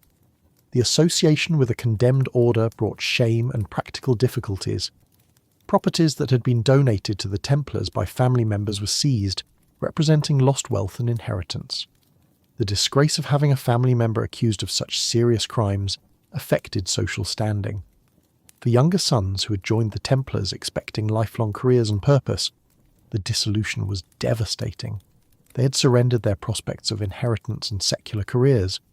When the order collapsed, they had no clear path forward. Some joined other orders, but this required adapting to different rules and communities. Some attempted to return to secular life, but reintegration after years as a Templar was difficult. Some simply became lost to history, their ultimate fates unrecorded. The administrative work of dissolving the Templars was complex and took years. Inventories had to be made of properties, debts had to be settled, ongoing contracts and agreements had to be resolved. The question of what to do with Templar churches and other religious structures required decisions. The process involved countless officials, lawyers, and clerks working through bureaucratic tangles while former Templars remained in various forms of custody or restriction. The symbolism of the Templars' red cross on white mantle was powerful during their existence and remained so after their suppression. The cross was meant to represent Christ's sacrifice and the Templars' willingness to shed blood in his service. After the Order's destruction, the symbol took on different meanings. To some, it represented martyrdom and unjust persecution. To others, it was a reminder of corruption and heresy. The meaning shifted depending on perspective and time period. Various later organisations have adopted Templar symbolism and claimed connections to the Order. Some of these claims are cynical attempts to borrow prestige. Others reflect genuine admiration for what the Templars represented or attempted to represent. These modern groups calling themselves Templars typically have no actual historical connection to the medieval order, but they keep the name and symbolism alive in contemporary contexts. The question of whether any Templars actually escaped with treasure or secrets and established continuity somewhere has been thoroughly investigated by historians. The evidence for such scenarios is negligible. There are stories, legends, and speculative connections, but no solid documentation. Ships leaving La Rochelle before the arrests, Templars fleeing to Scotland, treasure buried in various locations. These stories make compelling narratives but lack credible support. Scotland has been a particular focus of escape theories because it was under interdict at the time of the Templar arrests and supposedly didn't enforce papal bulls. The theory suggests Templars fled there and influenced Scottish history, possibly fighting at the Battle of Bannockburn. However, Scottish records from the period don't support this. There's no reliable evidence of Templar refugees in Scotland, or of their participation in Scottish affairs. The connection appears to be speculative. The Americas have also featured in Templar escape theories, with claims that Templars reached North America decades before Columbus. These theories rely on ambiguous artifacts, questionable translations of inscriptions, and creative interpretations of maps. Mainstream archaeology and history have found no credible evidence supporting pre-Columbian Templar presence in the Americas. The theories reflect modern fascination with alternative histories, rather than historical reality. The actual fate of most Templars was probably mundane. Those in France were arrested, tried, and either executed, imprisoned, or released to monasteries. Those elsewhere were absorbed into other orders, or returned to secular life. The order's property was divided among various claimants. No dramatic treasure ships sailed to mysterious destinations. No secret society maintained continuity. The organisation simply ended, as organisations do when they're forcibly dissolved. But the mythology endures because it serves psychological and cultural needs. The Templars represent mystery, lost knowledge, hidden truth, and the possibility that history is more interesting than it appears. They symbolise resistance to authority, whether religious or secular. They embody contradictions, warrior monks, wealthy poor, powerful victims. These contradictions make them perpetually interesting and open to reinterpretation. The Templars' role in developing banking practices had lasting influence even after the Order's destruction. The techniques they pioneered continued to evolve. Other institutions adopted and refined Templar innovations. The concept of transferring value through documents rather than moving physical currency became fundamental to later financial development. While we can't draw a direct line from the Templars to modern banks, they were part of a process that gradually created more sophisticated financial systems. The crusading spirit that motivated the Templars also evolved and found new expressions. Military religious orders continued to exist, with the Hospitallers being the most prominent. The concept of holy war remained important in Christian and Islamic cultures, though its forms and justifications changed. The Templars were part of a broader phenomenon of religiously motivated violence that has characterized much of human history. Evaluating the Templars requires acknowledging both what they accomplished and what they participated in. They were effective military forces who maintained Christian positions in contested territory for nearly 2 centuries. They developed innovative financial practices that contributed to economic development. They created an organization that functioned across vast distances with impressive coordination. These were real achievements that required skill, dedication, and organisational ability. At the same time, they were part of a colonial project that involved conquering and occupying territory, suppressing local populations, and using violence to maintain control. The Crusades caused enormous suffering and damage. The Templars participated in and benefited from this system.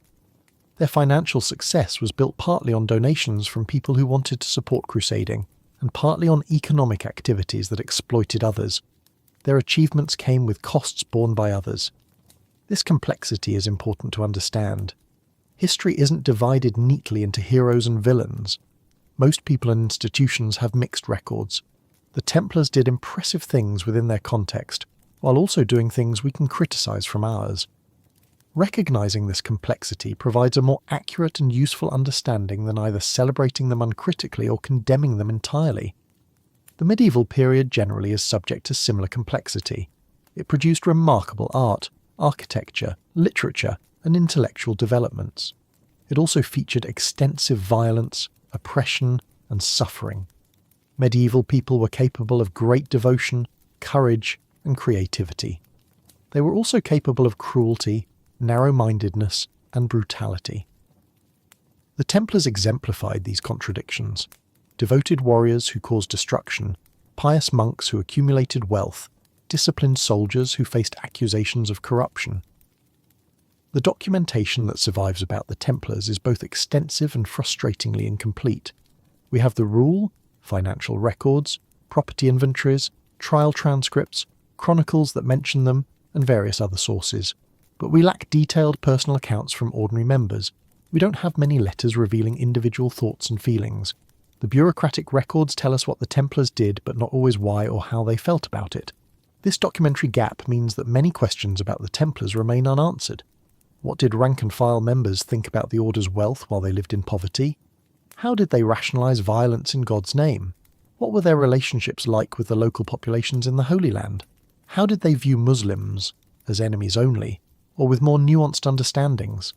The sources don't provide clear answers to these questions. Archaeological evidence supplements the written record. Excavations of Templar sites reveal information about their daily life, economic activities, and material culture. The remains of fortifications show engineering techniques. Artifacts indicate trade connections and living standards. Cemetery excavations provide data about diet, health, and causes of death. This physical evidence helps fill gaps in the written sources. The study of the Templars continues to evolve as new sources are discovered and new analytical methods are applied. Historians regularly publish new research that refines or revises our understanding. The digitization of medieval manuscripts makes sources more accessible to scholars worldwide. International cooperation allows comparison of documents from different archives. The picture becomes clearer, though many uncertainties remain. One area of ongoing research concerns the Templars' economic operations. How exactly did their banking system function? What interest rates or equivalent fees did they charge? How did they manage risk? What happened when borrowers defaulted? The sources provide partial answers, but many details remain unclear. Understanding their financial operations better would illuminate an important aspect of medieval economic history beyond just the Templars themselves. Another research area involves the Templars' relationship with Eastern Christians, Jews, and Muslims in the Holy Land. The Crusader states were religiously diverse, and the Templars necessarily interacted with people of different faiths. What were these interactions like? How did religious identity function in practice in such a mixed environment? The sources offer glimpses but rarely provide comprehensive pictures of these relationships. The question of Templar religious practices and beliefs also continues to interest researchers. The accusations from the trials are unreliable, but that doesn't mean we fully understand what Templar spirituality was like. They combined monastic discipline with military life in ways that had no clear precedent. How did this combination work spiritually? What religious practices did they develop? How did they understand their relationship with God? The rule provides structure, but doesn't fully reveal interior spiritual life. The military tactics and strategies the Templars employed have also been subjects of study. What made them effective fighters? How did they train? What tactics did they prefer? How did they coordinate with other military forces? Medieval military history is complex and sometimes poorly documented. but piecing together information about the Templars' military operations contributes to broader understanding of medieval warfare. The fortifications the Templars built or improved represent another research area. Medieval castle construction was sophisticated, and the Templars were among the most skilled builders. Studying their fortifications reveals knowledge about medieval engineering, strategic thinking, and the realities of defending territory in contested regions. Some Templar castles remain impressive even in ruins. The Templars' role in the broader context of medieval religious life deserves continued attention. They were one of several military orders, and they existed alongside numerous other religious institutions. How did they relate to traditional monasticism? How did they influence other religious organizations? What was their impact on lay religious practice? These questions connect Templar history to wider patterns in medieval Christianity. The destruction of the Templars influenced subsequent history in ways that extended beyond the immediate consequences. The precedent Philip IV set, of a king successfully moving against a powerful religious order, would be referenced in later conflicts between secular and religious authority. The techniques used to prosecute the Templars, including coerced confessions and heresy charges, would be employed against other groups. The financial benefits of seizing church property would tempt other rulers. The trial records from the Templar prosecutions provide valuable information about medieval legal practices, interrogation techniques, and the relationship between political power and justice. These documents, despite their disturbing content, are important historical sources that illuminate not just the Templars, but medieval society more broadly. They show how accusations were constructed, how confessions were obtained, and how trials could be manipulated for political purposes. The cultural impact of the Templars extended into literature and art even during their existence. They appeared in chronicles and romances. They were depicted in illustrations and sculptures. Their distinctive appearance made them recognizable figures. This contemporary cultural presence laid groundwork for the later mythologization. The Templars were already symbols during their lifetime, representing crusading ideals and military religious life. After their suppression, the Templars disappeared from art and literature for some time. The accusations made them unsuitable subjects for positive portrayals. When they began reappearing in later medieval and early modern sources, it was often in cautionary contexts, as examples of pride leading to downfall or of hidden corruption. This negative framing gradually shifted as the details of their persecution became clearer and sympathy for them increased. The Romantic movement of the 18th and 19th centuries embraced the Templars enthusiastically. Romantic writers and artists loved medieval subjects generally, and the Templars provided particularly compelling material. They were mysterious, martial, and martyred, all qualities that appealed to romantic sensibilities.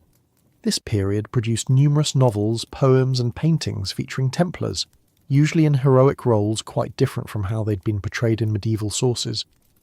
Modern popular culture has continued this fascination. The Templars appear regularly in books, films, television shows, and video games. They're portrayed variously as guardians of secrets, as villains with hidden agendas, as keepers of religious relics, or simply as interesting historical figures. The accuracy of these portrayals varies enormously, but they keep the Templars in public consciousness and introduce each new generation to their story. The challenge for historical education is distinguishing between the historical Templars and the fictional versions. Popular culture Templars are usually much more exciting than their historical counterparts, but they're also usually less accurate.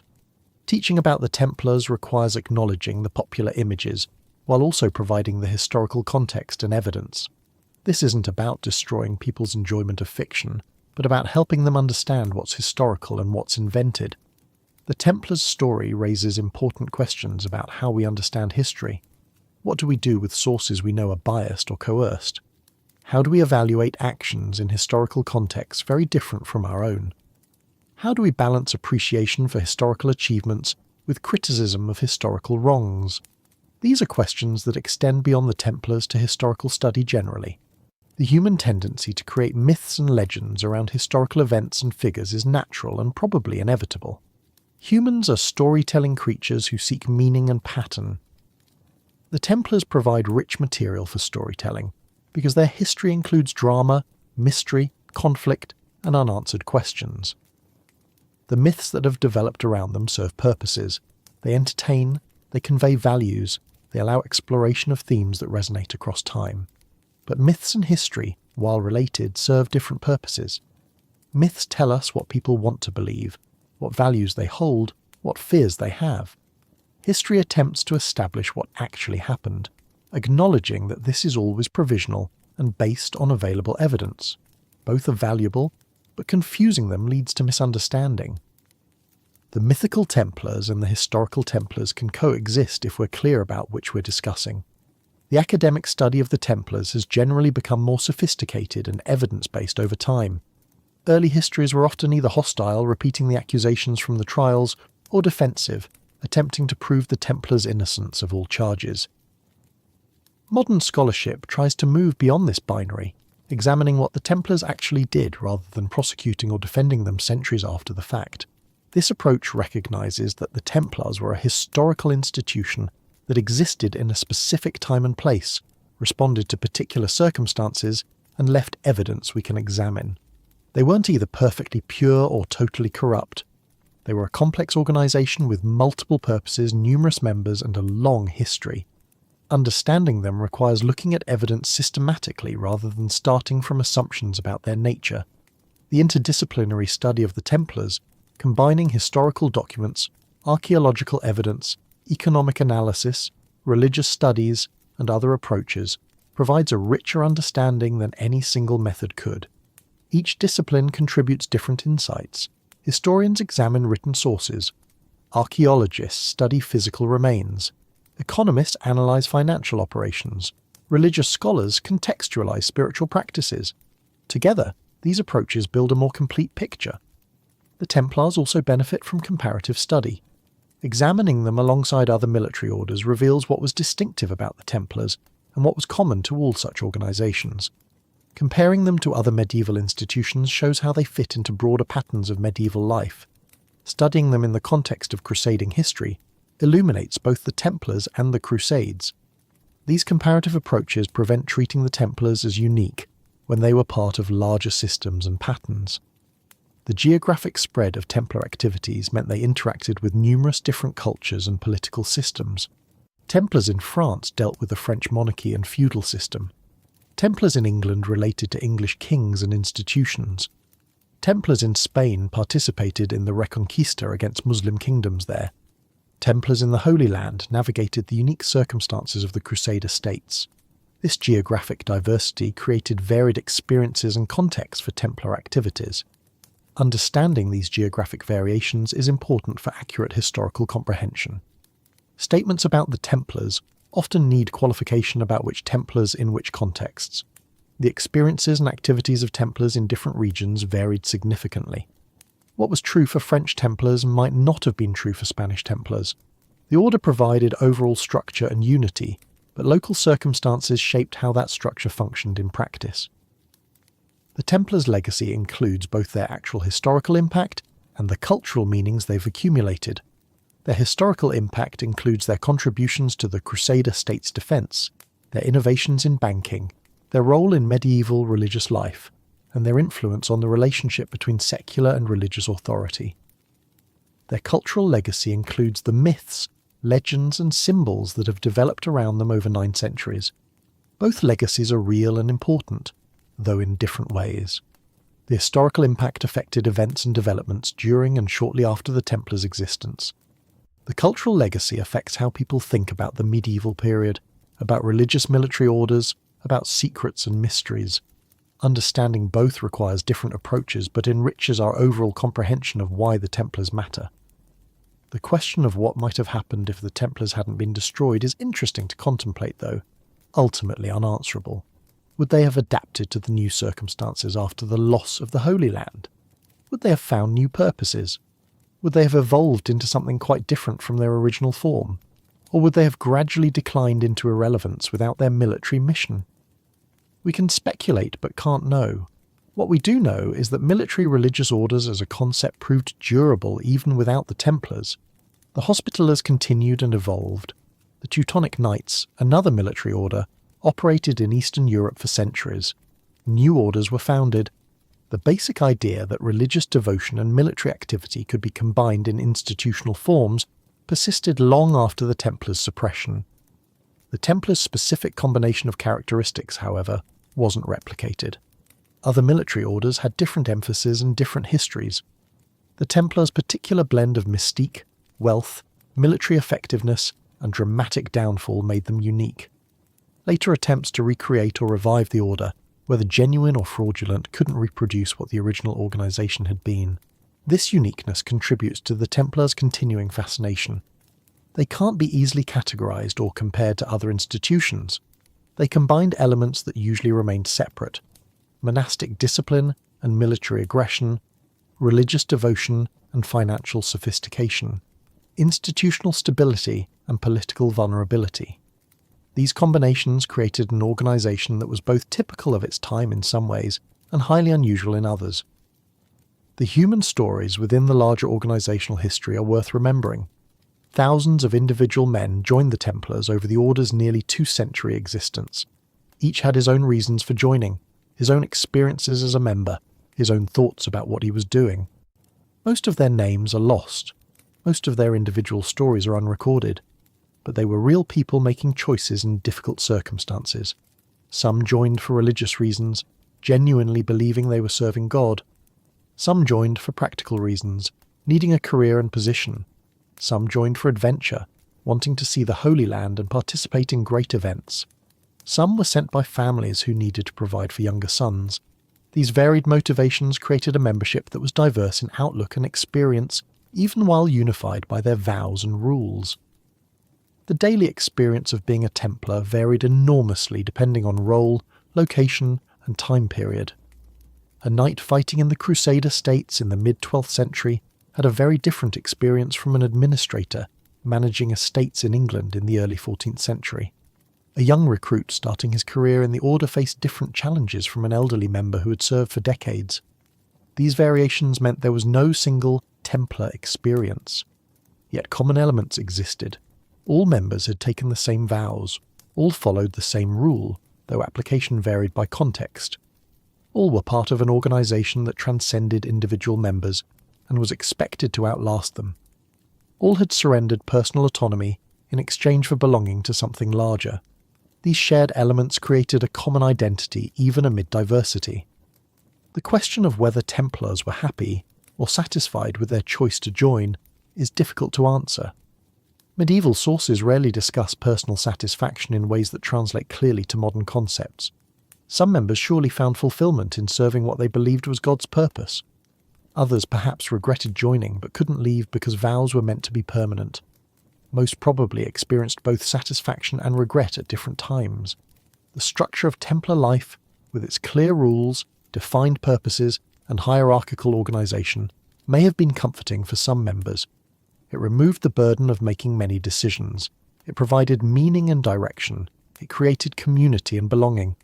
For medieval people accustomed to hierarchical social structures and religious frameworks, Templar life might have felt natural rather than oppressive. For others, the restrictions probably felt like genuine hardships.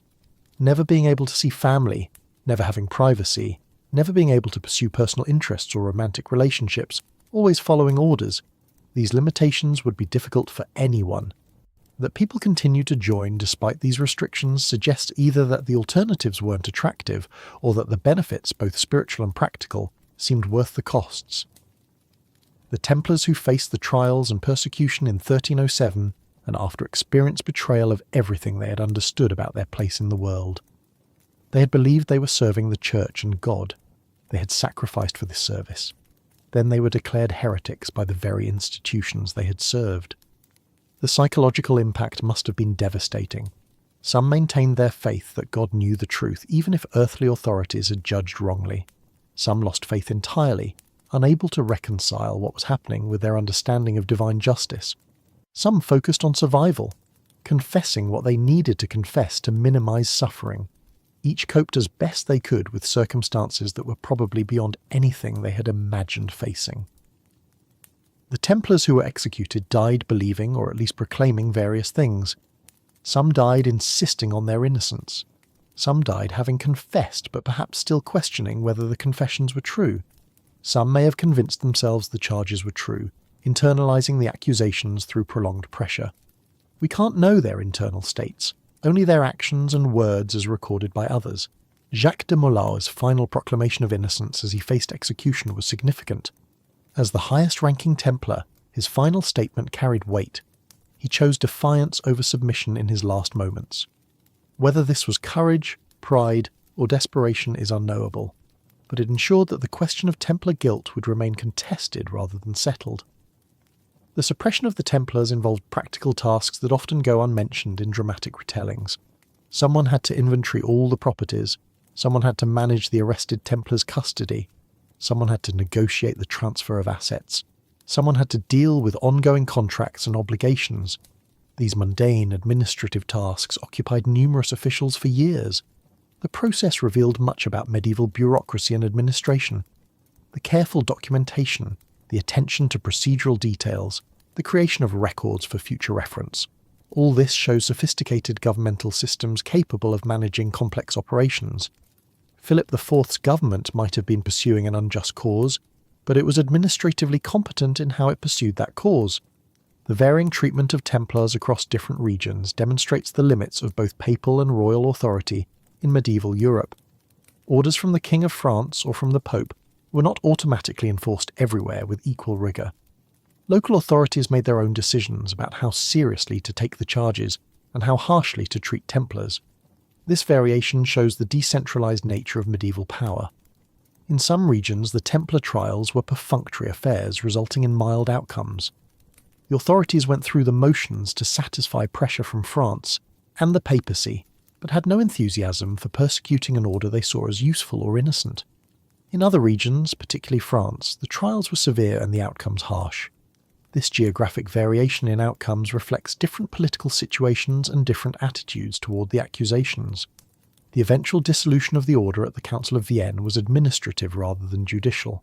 Clement V didn't definitively declare the Templars guilty of the charges. He stated that the order's reputation was so damaged that it couldn't continue effectively. This allowed him to end the order without fully endorsing Philip's accusations, preserving some papal dignity while yielding to political reality. The transfer of properties to the Hospitallers was supposed to ensure continuity of the crusading mission. In theory, the wealth accumulated to support Christian military efforts in the Holy Land would continue serving that purpose under a different organisation. In practice, much wealth was diverted, but the principle attempted to maintain some continuity of purpose, even while changing institutional forms. The Hospitallers' inheritance of Templar properties brought them both benefits and burdens. They gained substantial assets, but also acquired enemies and complications. Managing the absorbed properties while maintaining their own operations strained their administrative capacity. The association with the Templars, even as their successors, carried some stigma. The Hospitallers had to work to establish that they were distinct from and more legitimate than the suppressed order. Over time, the Hospitallers successfully integrated what they received from the Templars into their own operations. They continued their mission, adapting to changing circumstances. They eventually relocated to Rhodes, then to Malta, where they ruled as a sovereign entity for centuries.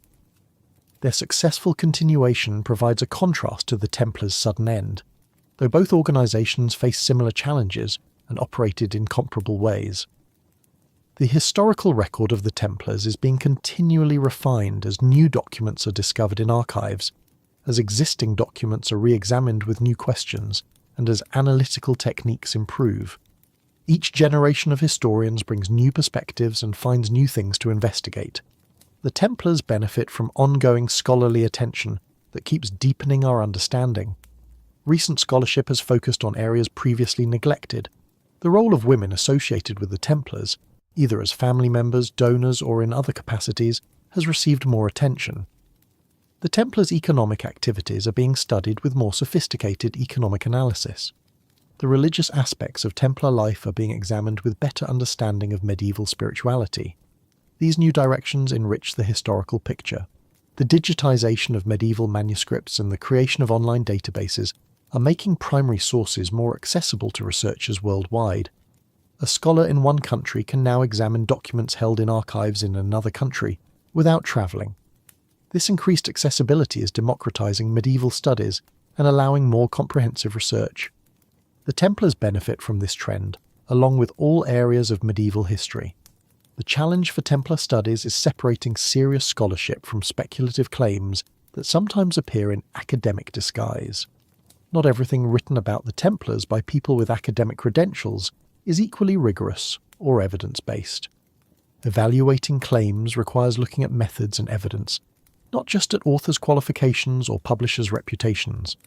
The standard for good historical scholarship about the Templars is the same as for any historical subject. Claims should be based on credible evidence. Arguments should be logical. Alternative explanations should be considered, and conclusions should be proportionate to what the evidence actually supports. Speculative leaps, arguments from silence, and assumptions disguised as facts undermine scholarship regardless of the subject. The Templars will likely continue to fascinate people for the foreseeable future.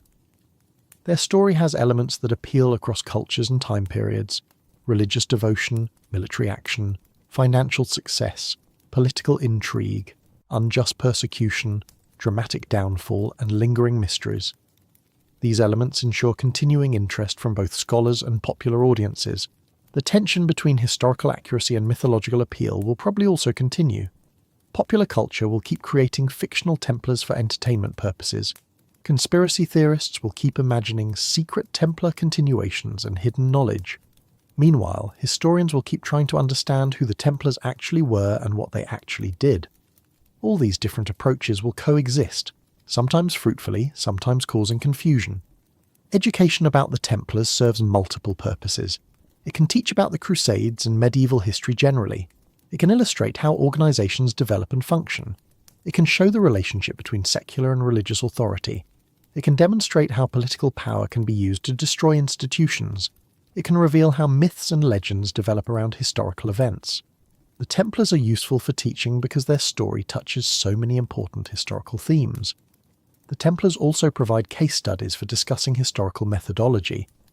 How do we know what we know about them? What sources exist and how reliable are they? What can archaeology contribute beyond written sources? How do we evaluate conflicting accounts? How do we distinguish between what's documented and what's speculation? These methodological questions are essential to historical thinking. The ethical questions raised by the Templars and the Crusades remain relevant. When, if ever, is religious violence justified? How should we evaluate historical actions by moral standards very different from our own? What obligations do organisations have beyond their stated purposes? How should societies deal with institutional wrongdoing? These questions don't have simple answers, but are worth pondering. The Templars' history reminds us that powerful institutions can fall suddenly. They seemed permanent and invulnerable until they weren't. The same pattern has repeated throughout history with various institutions. Power, wealth, and apparent stability don't guarantee survival. Circumstances change, enemies emerge, mistakes are made, and what seemed solid collapses. This is a sobering lesson. At the same time, the Templars' cultural afterlife shows that institutions can survive in memory and influence even after their physical destruction. The Templars have been dead for over 7 centuries, but they remain culturally alive. Their symbols are recognised, their name is known, their story continues to be told. This kind of survival is different from institutional continuation, but is real in its own way. The nearly 2 centuries between the Templars' founding and their dissolution saw enormous changes in medieval Europe and the Middle East. The world of 1119 was very different from the world of 1312. The Templars adapted to many of these changes, but ultimately couldn't survive the particular combination of circumstances that Philip IV created. Their destruction reflected broader shifts in the balance of power between kings and the church.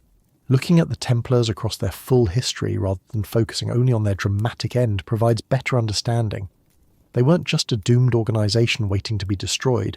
They were active, evolving, responding to circumstances for nearly 2 centuries. Their end was dramatic, but their existence was long and complex. Both parts of the story deserve attention. The Templars were products of their time who helped shape their time. They didn't create the Crusades, but participated significantly in them. They didn't invent banking, but developed innovations that influenced its development. They didn't determine the course of medieval history, but were important actors in it. Understanding them requires seeing both their agency and their constraints. As we conclude this long journey through 9 centuries of Templar history, From their founding in Jerusalem in 1119 to their continuing presence in contemporary culture, several themes emerge. The Templars were genuinely important historically. They contributed to the Crusader state's defence and to medieval financial development. They were also mythologized extensively, accumulating legends and associations that often obscure historical reality. The Templars were simultaneously simple and complex. Their stated purpose was straightforward: protect pilgrims and defend Christian control of the Holy Land. But carrying out this purpose involved military operations, political negotiations, economic management, and institutional development that were anything but simple. They created a sophisticated organization to serve a clear mission. The Templars experienced success and failure, loyalty and betrayal, dedication and destruction. Individual Templars made choices that range from heroic to problematic. The organization as a whole achieved significant things and participated in enterprises we can criticize. This complexity makes them interesting historically and reminds us that people in the past were as multifaceted as people in the present. 900 years after the first knights gathered in Jerusalem to protect pilgrims, the Templars remain present in our culture. They appear in entertainment, they inspire organizations, they feature in theories and speculations, they occupy space in our collective imagination. Whether this presence honors their historical reality or obscures it is debatable, but the fascination continues. The historical Templars were medieval warriors who took religious vows, built castles, fought in battles, managed properties, developed banking practices, and were eventually destroyed by a king who wanted their wealth. They were human beings working within the constraints and opportunities of their time. They don't need mystical secrets or hidden treasures to be worth remembering. Their actual story is compelling enough. So as we finish this exploration, remember that history is full of stories as interesting as any myth. The real Templars faced real challenges and made real impacts. They lived, fought, prayed, worked, and died as part of a larger story about religion, war, power, and human organization. That story, with all its complexity and ambiguity, is what we've traced through these centuries. The relationship between the Templars and the broader crusading movement deserves further reflection. The Templars didn't exist in isolation. They were part of a larger European response to the idea of crusading, an idea that transformed medieval society in profound ways. The concept that warfare could be holy, that killing in the right cause could be spiritually beneficial rather than sinful, was revolutionary in Christian thought. Before the crusading era, Christian theology had struggled with violence. The early church was pacifist. Even after Christianity became the Roman Empire's official religion, the church maintained that killing even in war was problematic and required penance. Soldiers who killed in battle needed to do penance afterward, acknowledging the sin even if the war was just. The crusading ideology changed this. Pope Urban II, when launching the First Crusade in 1095, promised that fighting to reclaim the Holy Land would serve as penance itself. Rather than needing to atone for violence, Crusaders were told their violence was redemptive. This was a fundamental shift in how Christianity understood warfare, and it created the ideological foundation for military religious orders like the Templars. The Templars took this ideology to its logical conclusion. They made warfare not just spiritually acceptable, but spiritually central to their identity. They were monks whose primary function was fighting. Their prayers and their battles were both forms of service to God. This synthesis of contemplative and martial life was new, and it required theological justification that figures like Bernard of Clairvaux provided. Bernard's writings about the Templars emphasized that their violence was different from ordinary knightly violence. Regular knights fought for worldly reasons: land, wealth, glory, personal ambition. The Templars fought for spiritual reasons: defending Christianity, protecting pilgrims, serving God. This distinction made their violence holy rather than sinful, at least in the theology that supported them. Whether this distinction was real or merely rhetorical is worth considering. Did the Templars' religious motivations actually make their violence different in nature from other violence? Or was violence still violence regardless of motivation? These questions don't have simple answers, and different people at the time would have answered differently. Some medieval thinkers were skeptical of military religious orders from the start. They questioned whether monks should be fighting at all. They worried that combining monastic life with warfare would corrupt both elements. They suggested that true Christian discipleship required non-violence. These critical voices existed throughout the Templars' history, though they were usually overshadowed by enthusiastic support. The Templars' own understanding of their violence was probably complex and varied by individual. Some members might have genuinely seen their fighting as pure religious service. Others might have justified it as necessary defense of Christian interests. Some might have simply been warriors who found a religious framework that allowed them to practice their martial skills. The organisation included all these perspectives and more. The reality of combat likely complicated ideological certainties. Killing people, even enemies, even in a cause one believes is just, has psychological effects. Watching comrades die, experiencing fear and pain, dealing with the chaos and brutality of medieval warfare. These experiences probably affected Templars' understanding of what they were doing. The clean theological distinctions might have seemed less clear when covered in blood and dust. The Templars who spent years or decades in the Holy Land developed perspectives that might have differed from the views of Templar administrators in Europe, who never experienced combat. Those who fought knew what warfare actually involved. Those who managed estates and finances understood the order, primarily through its organisational and economic dimensions. These different experiences would have created different understandings of what the order was and what it meant to be a Templar. The multilingual and multicultural environment of the Crusader states also influenced Templars stationed there. They encountered not just Muslims but Eastern Christians, whose practices differed from Roman Catholic traditions, Jews who maintained ancient communities in the region, and various other groups. These encounters might have broadened some Templars' perspectives, or might have reinforced their sense of European Catholic identity as correct and others as wrong. Some Templars learned Arabic and became familiar with Islamic culture. This knowledge was practical for intelligence gathering and negotiation, but it might also have humanized the enemy in ways that complicated simple ideological narratives. It's harder to see people as purely evil when you speak their language and understand their culture, even if you're still fighting them. The truces and negotiations that occurred between Crusaders and Muslim forces required people who could communicate and find common ground despite religious differences. Templars sometimes played roles in these diplomatic efforts. The experience of negotiating with Muslims, finding points of agreement, and establishing temporary peaceful relations must have been cognitively challenging for warriors whose ideology defined these same people as enemies of God. The practical realities of living in the Holy Land for extended periods created situations that didn't fit neatly into crusading ideology. Economic relationships developed. Knowledge was exchanged. In garrison towns and during periods of truce, daily life required interactions across religious lines. The Templars, as a permanent presence in the region, couldn't maintain constant hostility with everyone all the time. Accommodation and pragmatism were necessary. This gap between ideology and practice isn't unique to the Templars. Most institutions face similar tensions between their stated principles and operational realities. The interesting question is how individuals and organisations manage these tensions. The Templars probably did so through a combination of compartmentalisation, rationalisation, and simply not thinking too hard about contradictions that couldn't be resolved. The letters and documents that survive from Templar administrators in the Holy Land often focus on mundane matters. Supplies needed, buildings requiring repair, disputes to be settled, financial accounts to be balanced. These documents reveal an organisation dealing with practical problems rather than constantly contemplating theological justifications for its existence. This is normal.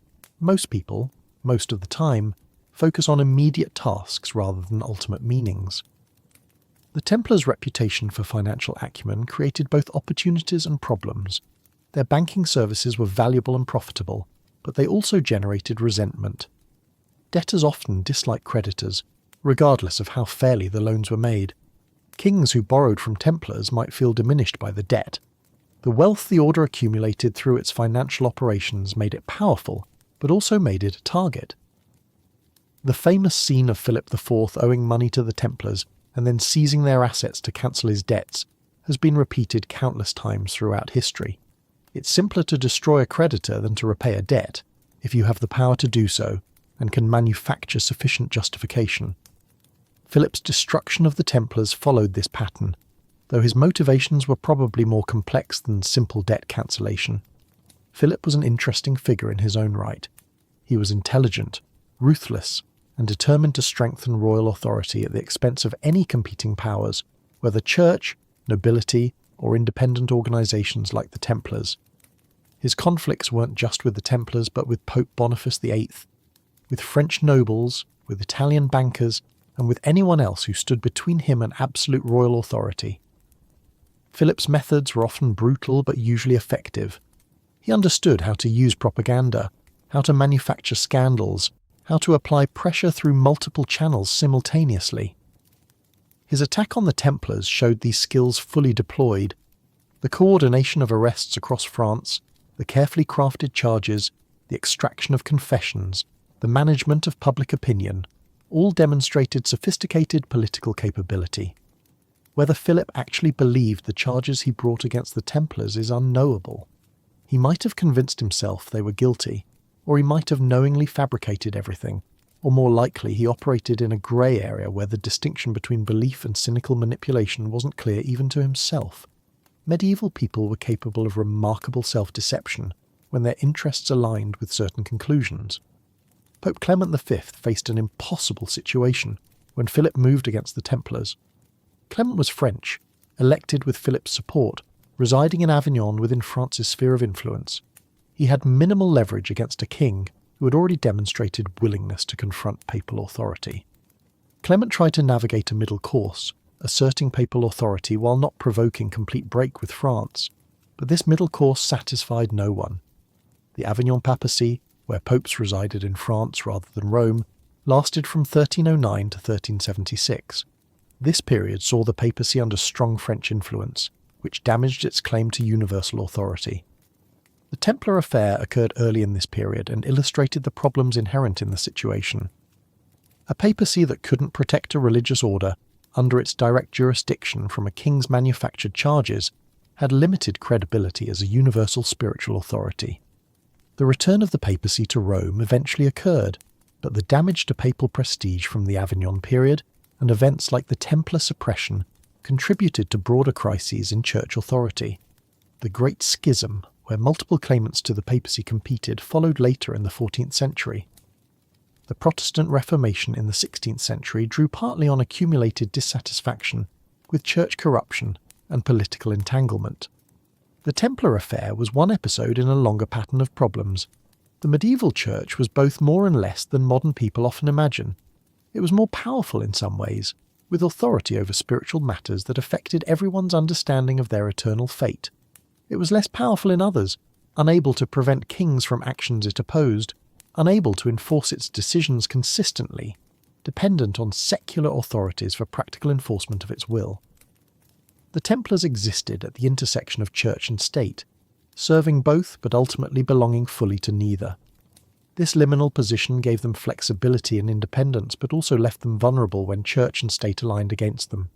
They could call on papal protection against local authorities, but if the Pope couldn't or wouldn't protect them, they had few other options.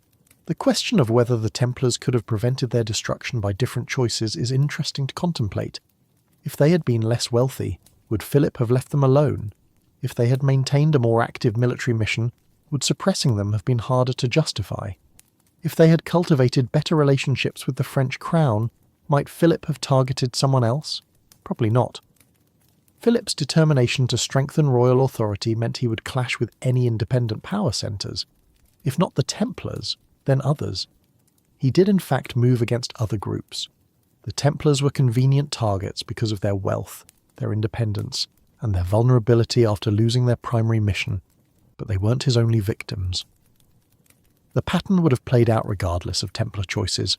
Organisations rarely control the circumstances that determine their survival. External forces, historical contingencies, and the actions of others usually matter more than internal decisions. The Templars could have made different choices, but those choices probably wouldn't have prevented their suppression by a determined king with papal acquiescence. Their fate was decided by forces largely beyond their control. This doesn't mean organisational decisions never matter. They do, but within constraints set by larger contexts. The Templars' choices affected how they operated during their existence more than whether they survived in the long term.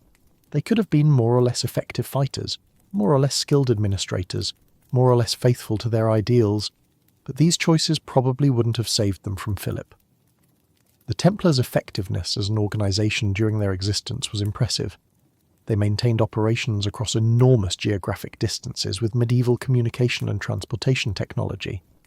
They coordinated military, economic, and administrative activities through hierarchical structures that functioned despite inevitable communication delays and local autonomy. They sustained commitment to long-term goals across generations of members. These are significant organizational achievements. Modern organizations can learn from the Templars' methods, even if modern contexts differ dramatically. The importance of clear mission, consistent rules, strong culture, effective training, and systematic procedures.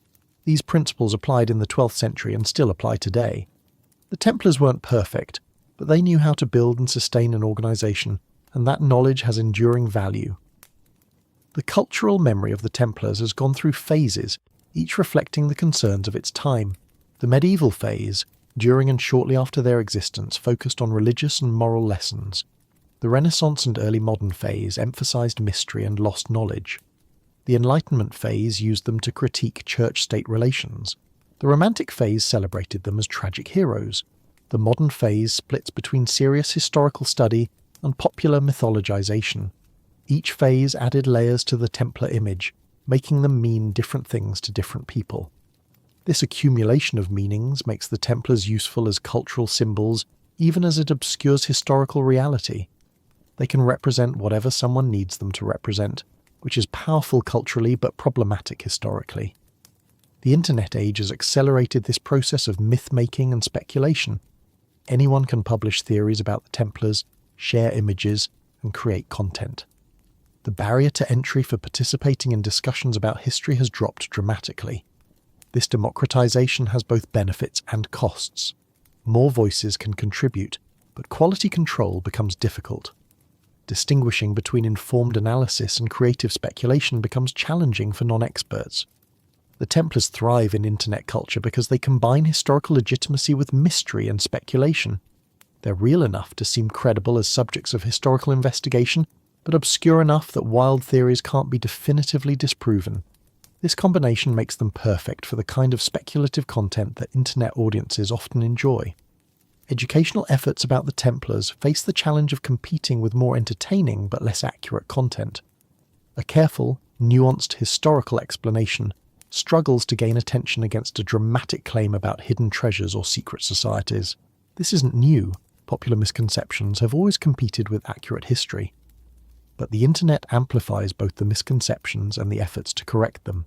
The best approach is probably not to fight against Templar mythology, but to use interest in myths as a gateway to historical education. Someone intrigued by speculative theories about the Templars might be willing to learn actual history if it's presented engagingly.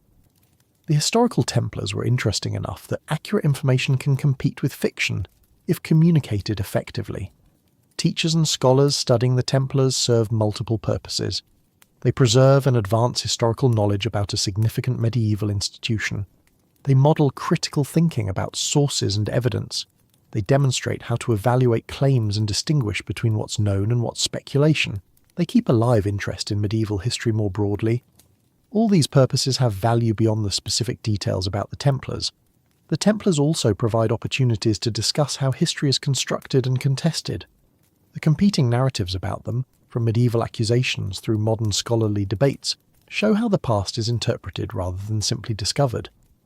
Different sources provide different information. Interpreters bring different assumptions. Conclusions depend on which evidence is emphasized and how it's understood. This interpretive nature of history doesn't mean anything goes, or that all interpretations are equally valid. Evidence constrains interpretations. Some claims can be definitely proven false. Others can be established with high confidence. The interpretive nature means we should be humble about our conclusions and open to revising them with new evidence. Not that we should treat wild speculation as equally credible as careful scholarship. The Templars will continue to be studied, discussed, mythologized, and debated for the foreseeable future. New discoveries will refine historical understanding. New technologies will allow re-examination of existing sources. New questions will emerge from contemporary concerns. The conversation continues, adapting to new contexts while remaining grounded in events from centuries past. For those interested in learning more about the Templars, Numerous resources exist at various levels of depth and accessibility.